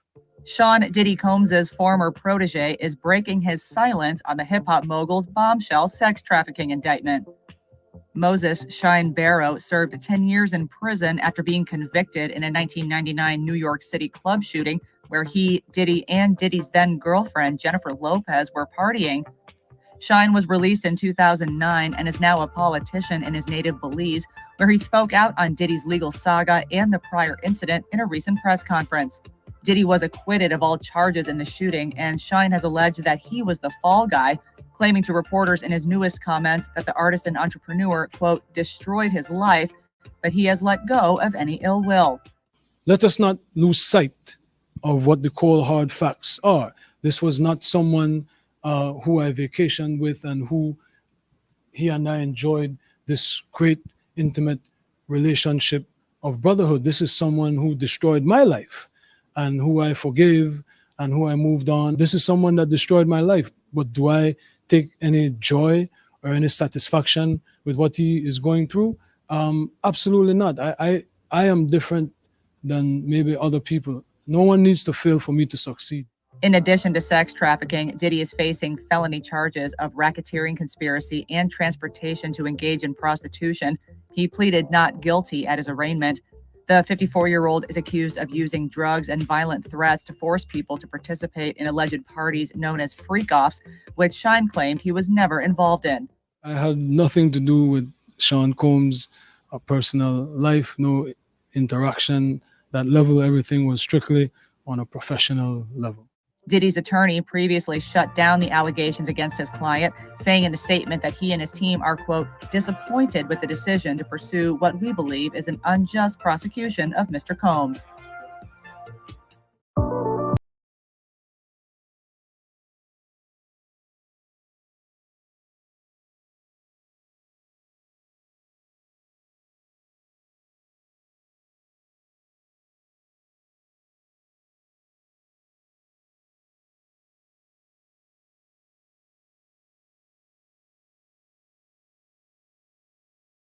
Former federal prisoner who served time at 11 institutions of various security levels in 5 different states, and he now advises people who are about to go to prison.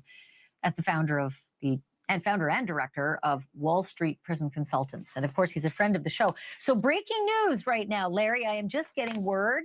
People Magazine says it's got a source on the inside that tells them that P. Diddy's on suicide watch tonight. Do your sources confer the same information? Are they saying it was possible? Hey, real quickly, all that commissary stuff, he's not getting any of that because people in the SHU have an abbreviated list. So he's out of luck. No stake for him. Yeah, he is on suicide watch. This guy thought he would have went home. All of a sudden, he didn't get bond. Remember, the first night that he was there, he was like an overnight guest. When they called his bond hearing, now they checked him into the system, and reality has hit him. And I understand that he has a shrink coming by his cell to see him several times a day. And now there's talk about putting him in, it's like a bubble. It's like a cell that has like a plexiglass wall in it where they have inmates watching you. That's actually their job, to keep an eye on the inmates that are on suicide watch. Another error that I guess some warden told you this. There are sentenced inmates there. They're called cadre inmates. They don't have to be white collar inmates, but they're doing maintenance on the building. And the problem why there's a lot of violence there, they have housing units. And they're mixing bank robbers, drug dealers, rapists with white collar people. And this is why Diddy, he can't go into a regular housing unit because somebody will take him out for sure. Somebody's going to get a lot of street credibility out of this. People that are doing substantial time that know they're never getting out, they'll just kill the guy. No questions asked. You think that they'd suck up to him because he's got a lot of money, and if he ever does get the commissary options, he would be able to help them. Some people do because I got to wrap it real quick. Okay, some people do think that Diddy can help them, but this guy's going to be locked up forever. His case will probably take at least 3 years to litigate. He'll stay at MDC. There's rumors that he wants to go to Essex County Jail in New Jersey because he doesn't like MDC. He's a Marshals inmate. There's no way they're going to transfer him back and forth, I don't know, several times a week, 6 Marshals to do it. Jersey. He's out of luck. Listen, I'm going to have you back. I'm going to have you back.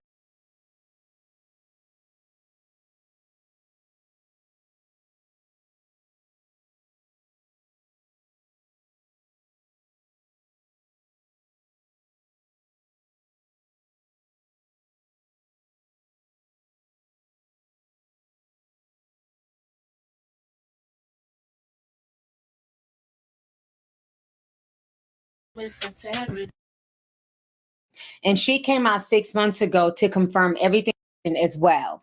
If you guys do not know, I talked about this about 6 months ago. Natanya Rubens was the woman who was shot during the club back in 1999 when Shine was there, J-Lo, and P. Diddy. And she came out 6 months ago to confirm everything that was in Little Rod's lawsuit, that she told whoever would listen to her that Diddy was the one who shot her. And basically, Diddy ended up throwing Shine under the bus. He went and got witnesses to say that Shine was a shooter and not Diddy. And so they both spoke about their experiences 6 months ago. And now they're both talking because now Diddy has been arrested. People are circling back and they want to hear from Natanya to see what she thinks about the situation and Shine. And Natanya is basically saying she wants J-Lo arrested. You know, she wants them to reopen this case because J-Lo and Diddy, they lied to the grand jury. Shine is talking about what he went through, you know, as a youngin, doing 10 years for a crime that he did not commit. So this entire situation is just sad. We're going to go ahead and watch the 2 interviews from 6 months ago, and then we'll work our way forward. Hey, how you doing? So, here today about this latest lawsuit with the P. Diddy, Puff Daddy, Puffy, Sean Puffy Combs, whatever you want to call them, lawsuit that has come out involving the producer Little Rod. So basically his last 2 lawsuits, or last 2 major lawsuits, the one with Cassie, she made mention that Puffy made her carry his guns into nightclubs and wherever they went. And he threatened her to make her feel like she had to do so. And while there were lots of things of importance, that stood out to me. And I'm going to tell you why. In this lawsuit with the producer Little Rod, they were both SA'd by him and threatened and physically harmed. But in this lawsuit, he appears to be a very young producer to me. But he said something very specific. As a means of threatening him, Puffy said, that's why I shot up the club in New York back in 1999 and let Shine take the fall for it. Let me tell you why that's of utmost importance to me. Because I am the woman who he shot in the face in that 1999, December 27th, 1999, Club New York shooting. I have told everyone ad nauseum since then, even the surgeon who did the surgery, to take the bullet. I got shot in my face with a 9mm hollow point bullet called a cop killer. I literally have told everyone and never changed what I said. I watched him. I got pow-powed in the face. I watched him fire the gun. I've said it all this time. Even the surgeon who did my surgery to take out part of the bullet fragments that was aspirating into my lungs and try to remove as many bullet fragments as possible testified in the criminal trial that while they were putting me under, I was screaming, Puffy, pew pew me in the face. He testified in the criminal trial. It is in the record. They all knew he did it. Everybody knew he did it. But he paid off the club bouncer named Sharice and all these other people and the club owners with their video to hide the video. That's his MO. I told everybody that. This man almost took my life, has traumatized my life, has caused undue harm, irreparable damage to my life, lied his behind off. I've had all these youngins on the internet harassing me, swearing that I'm making it up that he did it. And look what he did to Little Rod. He threatened him. Oh, you don't think I bust my gun? I shot up the club in Club New York and let Shine take the fall for it. I shot them people. Well. It only took 24 whole years for it to come out. You see this tattoo? This commemorates me getting shot. It took 24 years for him to come out and say it. I've been saying it all along, but y'all pick and choose who y'all want to believe. Oh, baby, you ain't seen nothing yet. Not only did he pew me in the face, he also set off a course of harassment against me for the past 24 years. When I tell you the thing. Do y'all notice what she's saying? Now that's also matching up with what Tiffany Red has said, what the feds have said, that this man uses his power to harass people, to send intermediaries to people, to get them to shut up talking about him. This man is a menace. But for so many years, people made excuses for Diddy. We're going to keep listening. Things I went through. There was a time in 2017 and 2018 where I got 7 flats on my BMW. 7, the same tire, in a 2-year span. 7 on the same tire, and they were all new. Every time it happened, I had to get a new tire. I have the pictures to prove it. Harassing me. You want to know why? Because prior to Cassie, I was the only person to be victimized by him and then to successfully sue him and get paid. And he had to pay me out of his pocket. He has never gotten over that. Oh, baby. You see this RICO charge that's about to come? This conspiring and pew-pewing up the club and ruining or attempting to ruin my life? As God is my witness, I will not stop until you suffer every single iota of punishment, until I have every second of recompense that you took from me. For every tear that I had to cry or my children had to cry, I am going to get $1 million back from you. I will not stop until you pay the price for what you did to my life. And for all you people out there on the internet and in cyberspace and in the far reaches of my life or the perimeters or wherever, who always like, she just saying that to get some. Hell, what you got to say now? What you got to say now? I had some youngins on the internet that ain't even old enough, that weren't even alive when it happened, arguing me down, cussing me out, calling me everything but a child of God. Go check Instagram, it's there. Harassing my life. Harassing me. Oh, you lying, he ain't do that to you. You just want clout. You just chasing clout. What is that to chase clout about? How is that clout chase worthy? It doesn't even make sense. Well, I guess it will make sense in this new generation, but you better believe I will have my say. I will have my say. Hashtag having my say. Hashtag the dopest nerd ever. Hashtag Eb Talks. All right, so y'all just heard what Natanya Rubin had to say, and that was 6 months ago, before Diddy was arrested. She was hitting on the RICO charges. She was hitting on the threats that she's been getting from him over the years. So now we're going to watch what Shine had to say. This was 6 months ago. After Natanya's video went viral, Shine spoke about the situation as well. So let's go ahead and check this out. It opens wounds when you hear the victim saying that it was Diddy that shot her. That is what is the most remarkable. Oh, you didn't see that? I saw it. Okay.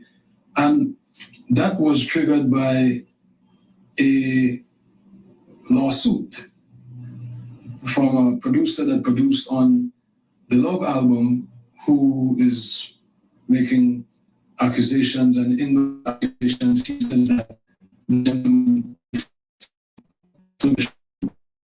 that is the most, and to move forward. But it certainly reopens the wounds that I've been saying this all along. Everyone knew all along that I was the fall guy.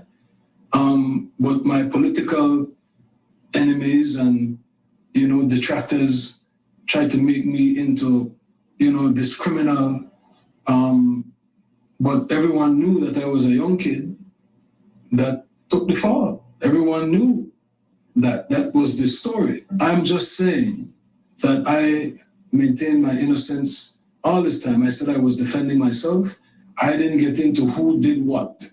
But the victim is telling you who did what. And another, I understand that there are other witnesses. Is she accurate, sir? I'm not going to get into that.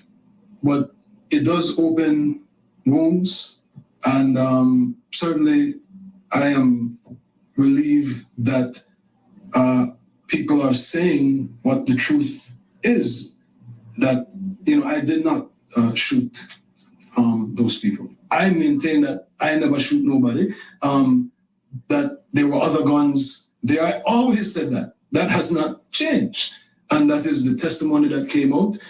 Fragments were never removed, so there was never any forensic testing to say who it was. But the victims are vindicating me. Witnesses are vindicating me.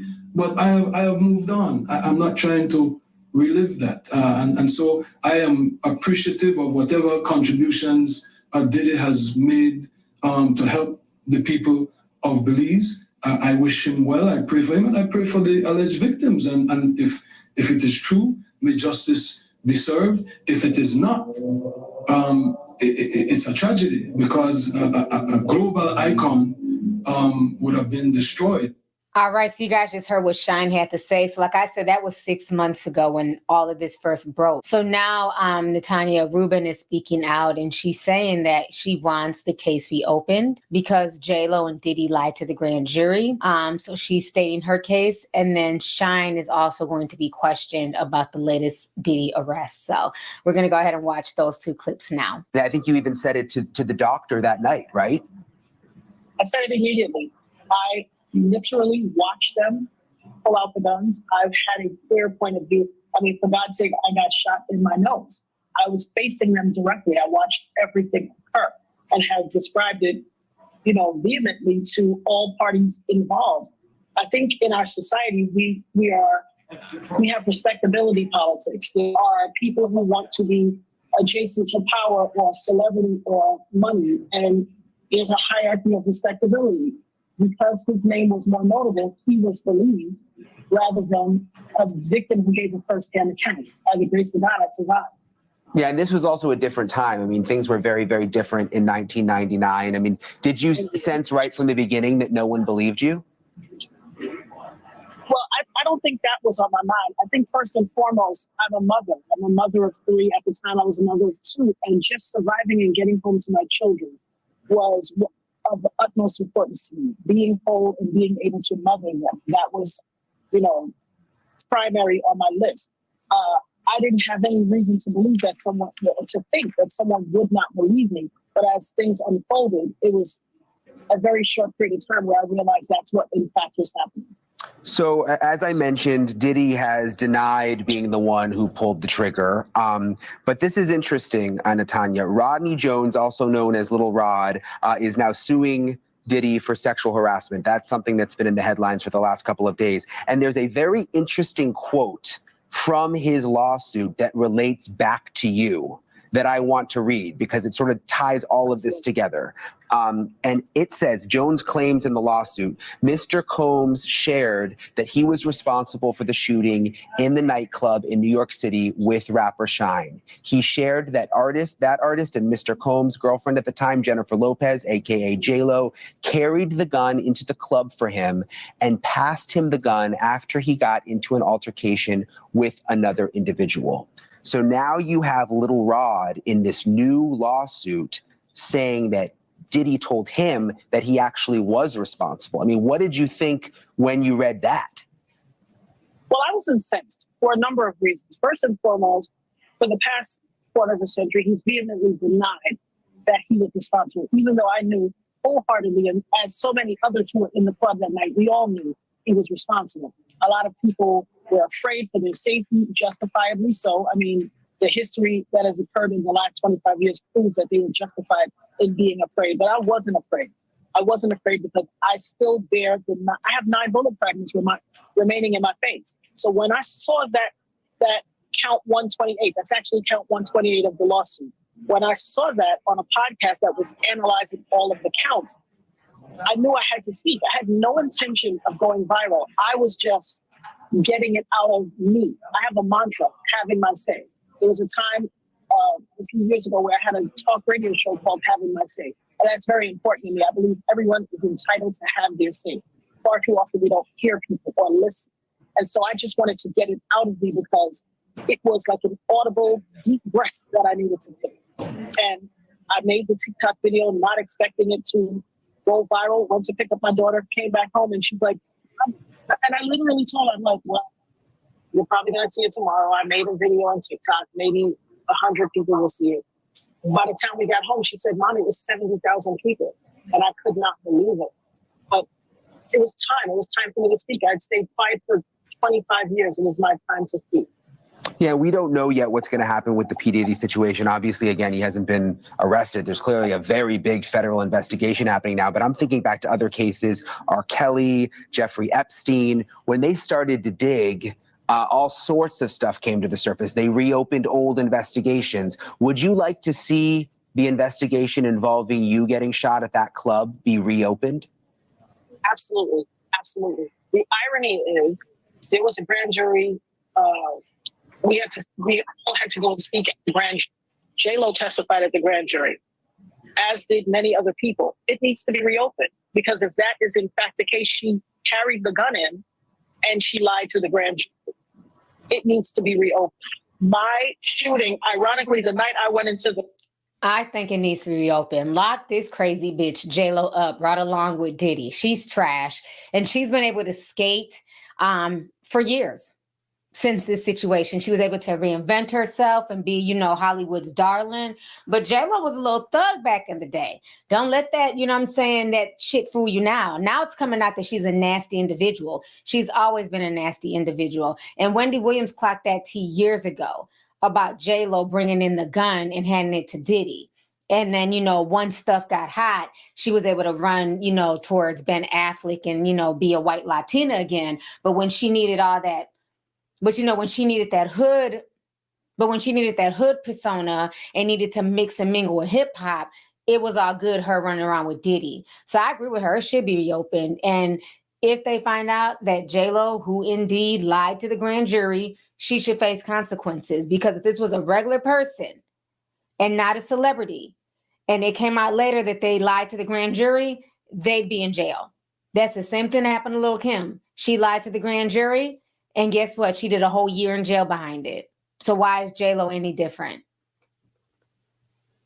The club, I had a comb in my pocketbook called a rat tail comb. People in the beauty industry or people that use that type of comb would be all too familiar. It's just a comb. It can't do anything to harm anyone. And I had the very security officer who lied during the trial, Sharice, I forget her last name, but she literally took it from me and kind of pushed me like, you can't take this thing. This is a weapon to let other people in with guns. If someone had combed me 24 years ago, I'd be fine. You wouldn't even know my name. But having been shot by someone that was allowed to come into the gun when I couldn't bring in a comb, I would absolutely unequivocally like the case reopened. It needs to be reopened. And the saddest part for me is, had people taken what I said more seriously and listened more intently, 24 years worth of people probably would not have had to suffer. All right, so you guys just heard what Natanya Rubin had to say. So now we're going to listen to what Shine had to say. He was interviewed yesterday in Belize, so we're going to go ahead and check that out now. When I was a 18-year-old kid, you know, just wanting to do nothing other than make my mother proud and make Belize proud and do what all of us want to do, be recognized for our talent and take over the world. I was defending him, and he turned around and called witnesses to testify against me, and he contributed. He pretty much sent me to prison. So that is the context by which you must always describe that relationship. Yes, I forgave, I moved on, but let us not pretend as if I was in Miami for Thanksgiving and Christmas. Well, I went to a birthday with him once. I saw a birthday cake. Went again to do a charity event for impoverished youth in London.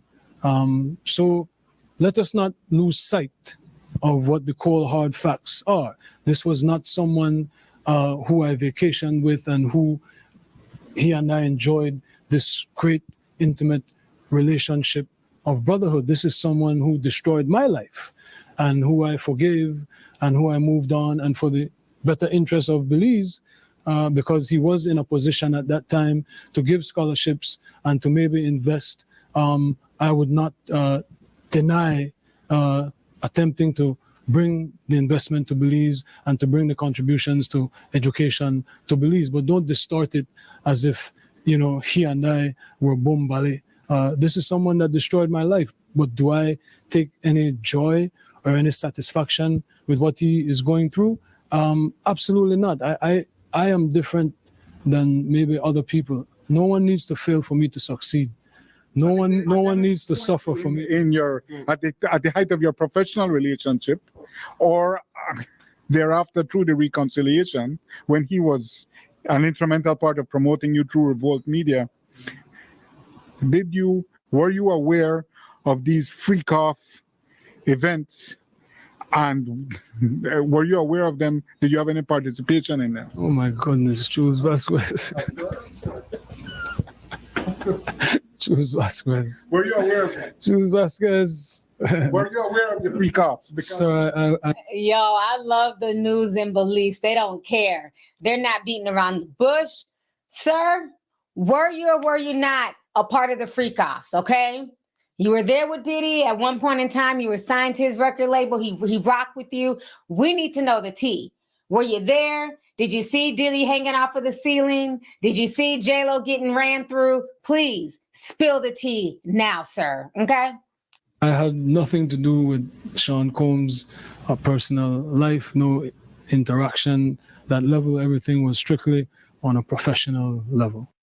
All right, so you guys just heard what Shine had to say about the situation. So like I said, you know, all of his skeletons are coming out the closet. The chickens are coming home to roost. And I'm glad that Shine is finally being, you know, it can never make up for the years that he lost in prison, especially, you know, he went in at like 18, 19. So it can never make up for those years. Those are critical years in a young man's life. But I'm glad that, you know, people are now knowing the truth, that he was not the one who caused that shooting. And I feel like J-Lo should face consequences. So let's go ahead and get the discussion popping.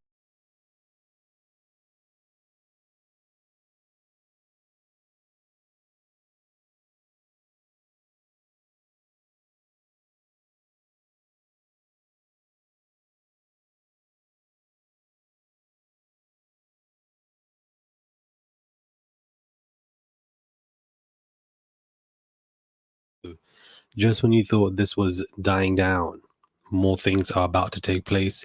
The New York Post have come out with a harrowing report, and 50 Cent is providing a lot more information that we already had our suspicions of. Hey guys, it's Murad Morali. Hopefully you guys are all doing well today. Back again with another video. If you have not subscribed, guys, click that button. It is daily and consistent content.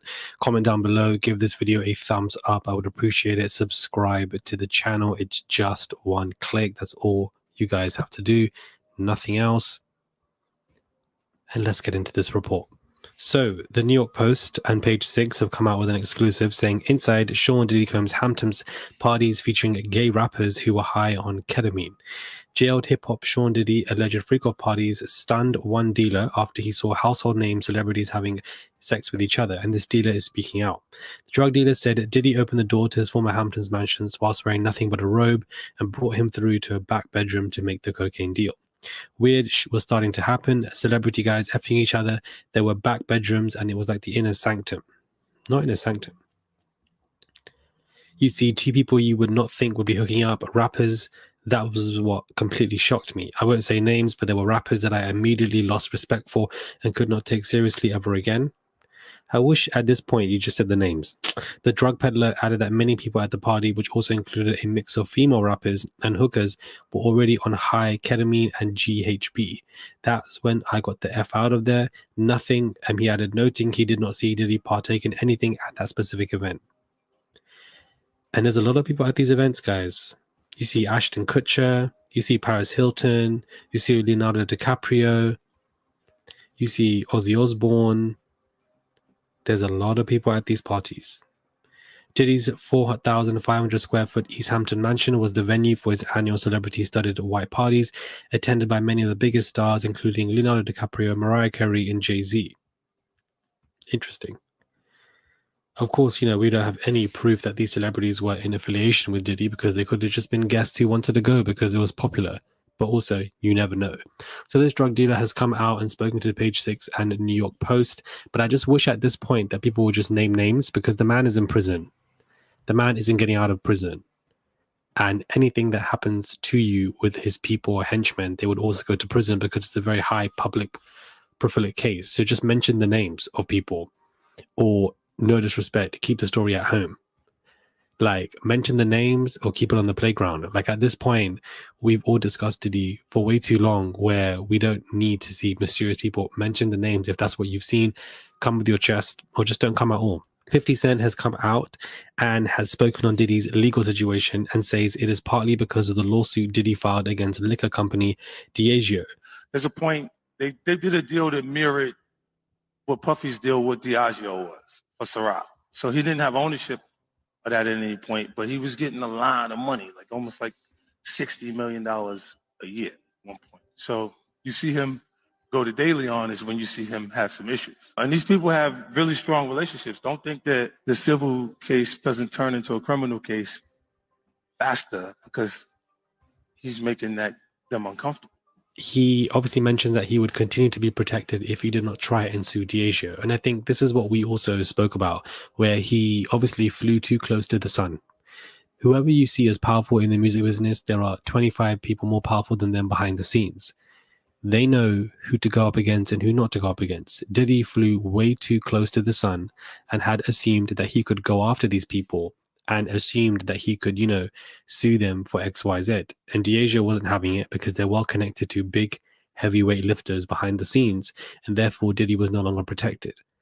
It only goes to show that not only was Diddy not protected, but whatever he was doing, he was guilty of. If he was innocent, he would still be around. And it just would have been some PR mess for a couple of years. But that is where I think this all began, and why Diageo were like, okay, let's go to help Cassie. And then they didn't expect the knock-on effect for everything that is happening now. That is what I think this is about. And this is what 50 is also saying.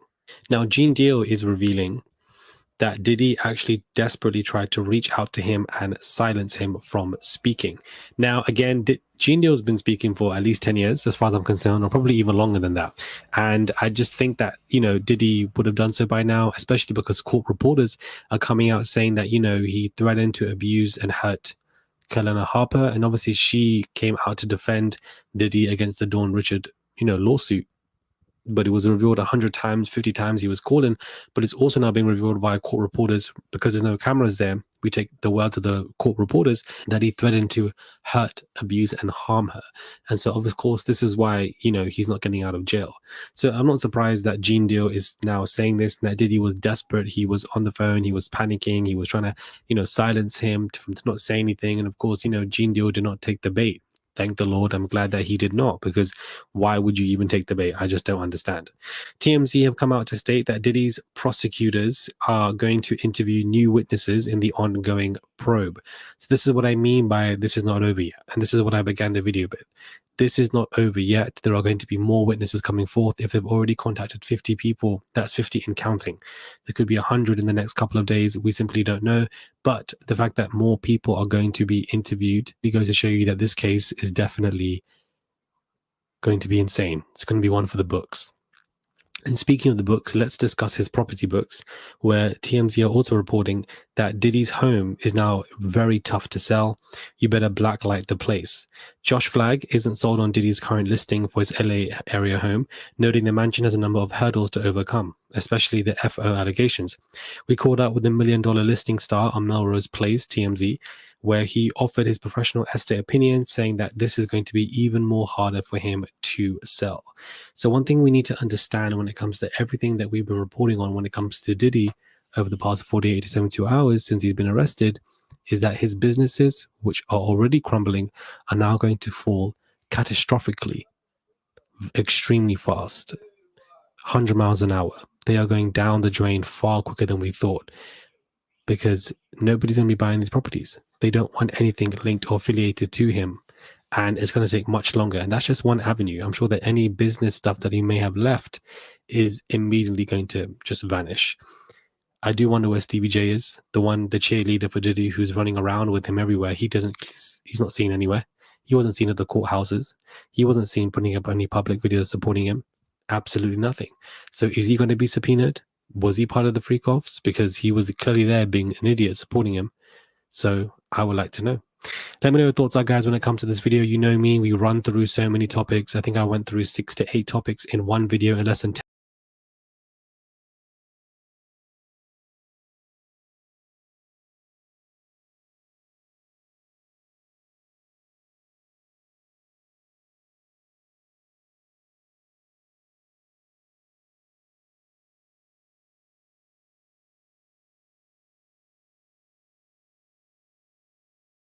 You said we're not done and that Combs did not do this alone. Do you foresee that there could be other charges related to this case? I'm not taking anything off the table. Are we about to see more people face criminal charges in connection with the racketeering and sex trafficking case of Sean Diddy Combs? High-profile people in the entertainment industry are speaking out about what could be next and whether those around Combs or at his parties could be in trouble. We're going to sort it out with attorney Afi Patterson. Welcome to Sidebar, presented by Law and Crime. I'm Jesse Weber.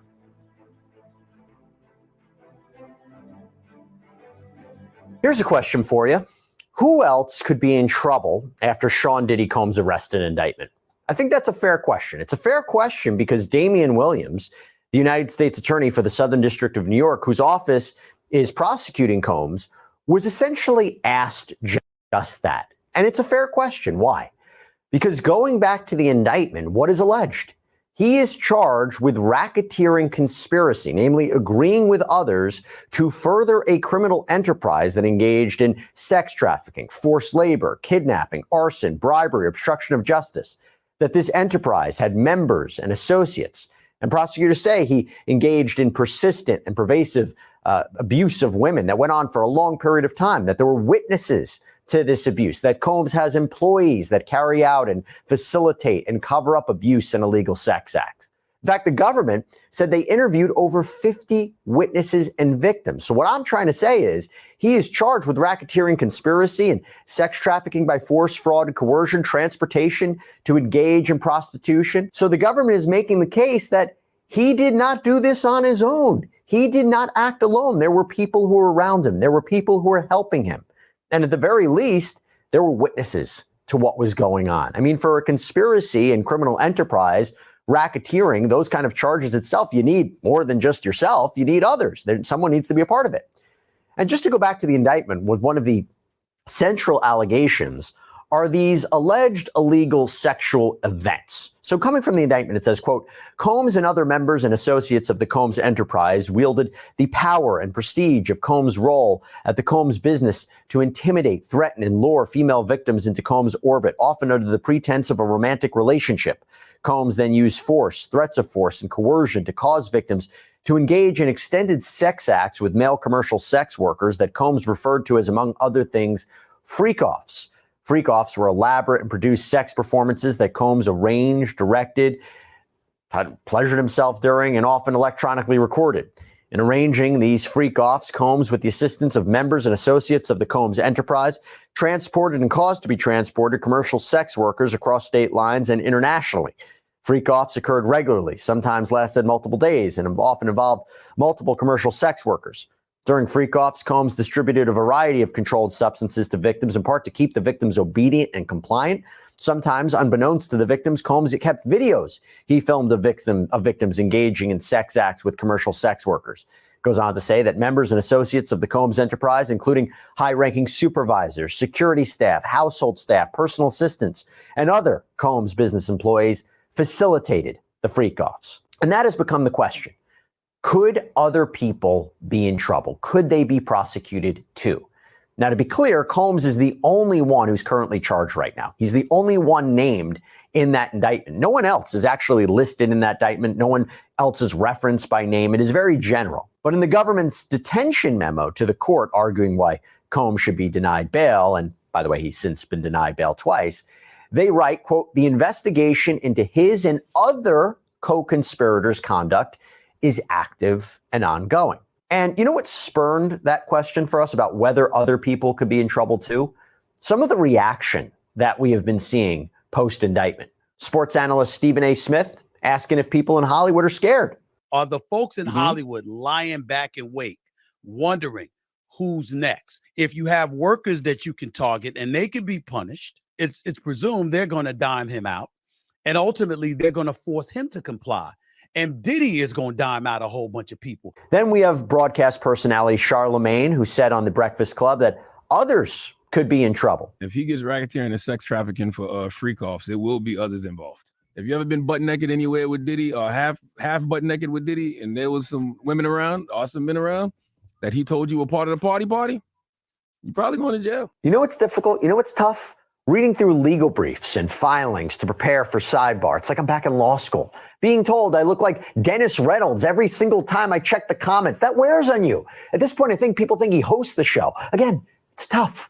But you know what's not difficult? Starting a claim with Morgan & Morgan. How about that transition, by the way? Well, Morgan & Morgan, America's law. And to couple that, here's what rapper 50 Cent had to say before the indictment back in August in an interview with Us Weekly. He wrote, I'm the only person in hip hop culture who has produced any hit television. Why wouldn't I be the person to produce it? And I'm not on the tapes. See, some of the people who have been around in the culture who are not saying anything, that's because they've been to the parties. They don't know what part of their experiences are on tape. So it keeps them quiet, and it looks like I'm the only guy, but I've been for years that something's not right. And again, he's not been implicated in Combs' alleged criminal allegations in any way. He's just commenting on it. And when you think of Combs, he has always been known for his extravagant parties, the white parties. We talked about this on a previous sidebar, that in light of these disturbing allegations that were made in the multiple lawsuits that he faced, accusing him of sexual assault and sex trafficking, that this is something that became an issue. In fact, here's what Ashton Kutcher said about Combs' parties on the show Hot Ones. Okay, I've got a lot I can't tell. So, can't tell that one either. Then this was NBA star LeBron James' comment. Oh, hey, everybody know ain't no party like a Diddy party, so. Yeah, that's what's up. Yeah. We heard from rapper Uncle Luke, who spoke with the podcast We in Miami. Did you party with Diddy a lot? Oh, no, not really. I would go to the party and leave early. Why wouldn't you stay? I go to the party and leave early. I'm sorry. Yeah. I don't know what goes on after hours, but He wasn't trying to find out. I wasn't trying to find out. Now, to be clear, these statements from Kutcher, James, Uncle Luke, they were before this criminal indictment, and some even before these allegations of Combs even surfaced. And we have no indication or evidence that they knew anything that's being alleged or in any way a part of this case whatsoever. I just want to be clear about that.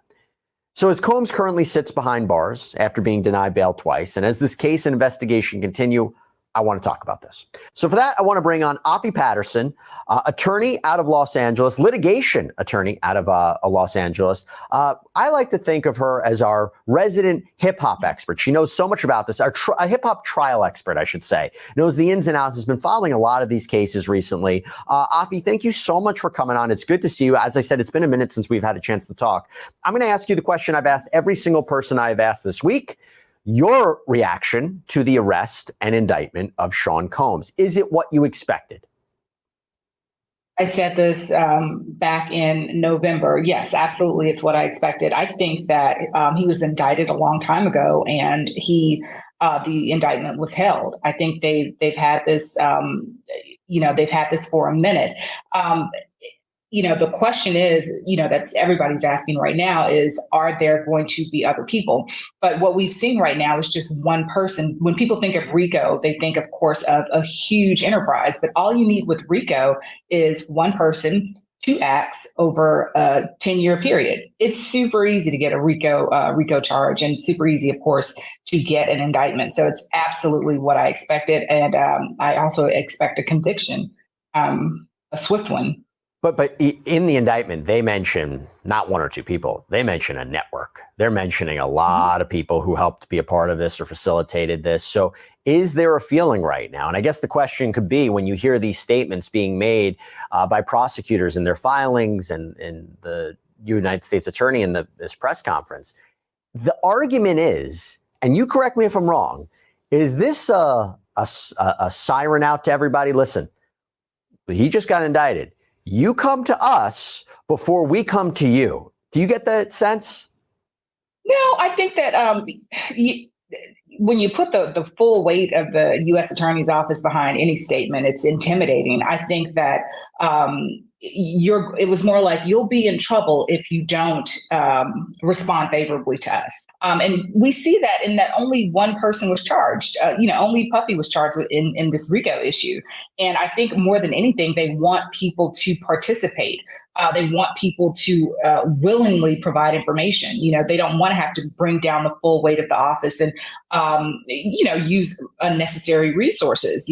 Come forward if you have information. If we know who you are and where you are and we come to talk to you, play nice with us, and nothing will happen. That's what I got from that. I mean, why do you think there was only one person mentioned in this indictment? Obviously, there could be a superseding indictment. There could be other people who are additionally charged. We've seen that in cases before. Do you think that this is common to just indict Sean Combs, the alleged head of this organization, and that we might see other people indicted? Or do you think there's something else there, that they already have everybody that they need? They are going to be cooperating witnesses. There's nobody else to charge at this time. I don't think there's anyone else to charge at this time. I think they wanted Puffy and they went after him and they got what they needed. And now all they need is more support to buoy their position. I think that if anything, with the more people that come forward, there could be more charges. I'll tell you, when I read the indictment, I thought that there would be more financial crimes, more drug crimes. I was a little shocked that it was mainly surrounding the facts that we saw in Ventura's complaint back in November. So if anything, I think more charges are possible. Well, I guess the question is, you can know Sean Combs and not be indicted. There has to be more to be criminally charged. You don't believe that they've spoken to the people who have been working with Combs and saying, listen, I can prosecute you if you are facilitating these freak-offs and you are drugging people or you're bringing people across lines for commercial sex and you're engaging in this. I could easily charge you with racketeering, but I'm going to work out a deal with you where I won't prosecute you. You just have to testify against Combs. You don't think that's happened behind the scenes already? Absolutely, that's happened. Because you said before, I don't think there's any deals to me. I don't think anybody else is to be charged. There are people who could be charged. No, I don't think anybody else is going to be charged. But you say that there are people who could be that the government knows. Absolutely. Okay. Absolutely. Okay. And I think that they'll be testifying. And if he does not take a plea, if they don't offer him anything, there's going to be so much that comes out that just shocks everybody. So, Afi, let's say you have a client and they say to you, listen, oh my gosh, look, I went to 12 of Diddy's parties. How do I know I'm in trouble? What makes someone in trouble if they're at these parties? Is it that they attended them? Is it that they witnessed it? They didn't do anything? Is it that they partook in it? What would make somebody in legal trouble from a criminal standpoint? Well, if we look at the indictment and, look at the charges, and it's all about facilitation. So I wouldn't necessarily be concerned if you were an attendee. I don't think you're a target if you're an attendee. I don't think that supports their prosecution of Puffy, Sean Combs. I think I would say it's nothing I would worry about, and I wouldn't go ahead and volunteer any information. Nobody's looking for you if you're just a participant at a party. Be quiet, sit down, relax your nerves, and I just probably counsel them on that. But I think that if you were any type of employee, if you were there, if you were a driver, a bodyguard, a chef, if you were a trainer, any of the service workers who were around, anybody, a publicist, anybody who worked on behalf of the Combs empire, they should be concerned. But attendees, I wouldn't say it's a big deal. Because it's aiding and abetting, right? Essentially. If you're facilitating, if you're working with the Combs enterprise, I think that's what the prosecution would be looking at. You are facilitating these criminal activities. Let's say you engaged in one of these freak-offs. Do you think you could be prosecuted for it? I don't think so. I think, freak offs, prostitution, it's such a interesting line, when we're talking about morality versus illegality. Participating in a freak off, to what extent did you participate in it? What role did you play? Was it willingly? Did you willingly play a role? Were you forced? What did you do? Now, if you were my client and you participated, I have a ton more questions. But if you are just an attendee at a party consuming, any type of illicit drugs or alcohol or participating in any sexual activity, I don't think that that's a big deal in this case. Let me ask you this. People have been quite vocal since the allegation surfaced against Combs. People have been quite vocal after the indictment, but it's also been interesting to see the people who have been silent and who haven't said anything. And these are people who used to, associate themselves with Combs. Is that because, from a PR point of view, they don't want to say anything about him? Or if I had a list of the over 50 witnesses and alleged victims of Combs that the government says that they've already interviewed, and I look at that list, there's a lot of people I recognize. What do you think? I mean, that's such an interesting question. They've been silent. Silent how? Like, what do you want from a person? Do you want them to make a press release about their support of him or their innocence? It's like, I don't know if you've ever heard the saying, a hit dog hollers. I would be quiet as well. I'd stay out of it until I'm summoned. Well, I tell you this, when Harvey Weinstein, the allegations came out, when he was charged, you had a lot of high profile people who came out and talked about him and said what they observed about him. Some regretted their decisions, their associations. I don't know if you're seeing that so much with Combs. And that's why I think you're seeing people say maybe they're afraid to speak up and maybe they're about to run to the government and with information, or maybe they're one of their cooperating witnesses that they've already spoken with the government. I think that's why. Yeah. So what's so interesting is I think that we have been seeing people who have been affected by Sean Combs. We've seen it in the lawsuits. He's got innumerable lawsuits out. We've got people who have been speaking out on the blogs, who've been doing interviews on the blogs. People have been ringing the bell for years, but even more recently, you've got people who have been in his inner circle, who have been opinion treated unfairly, who have been ringing the alarm and saying things. And I think that, just because the most high profile person you can think of hasn't said anything, I don't think that doesn't mean people aren't saying things. Again, if you're my client, please don't be a hit dog hollering out here. I would say rest your nerves and wait until you're summoned. Or if you have anything that, you think is vital and you want to be involved in this investigation, let's talk about that. All right, well, we'll wait and see. This is just week one. I'm sure there's a lot more that's going to be coming out, but we'll continue to follow it. Afi Patterson, thank you so much for coming on. Appreciate it. Thank you for having me. All right, everybody, that's all we have for you right now here on Sidebar. Thank you. Coffee. Follow me.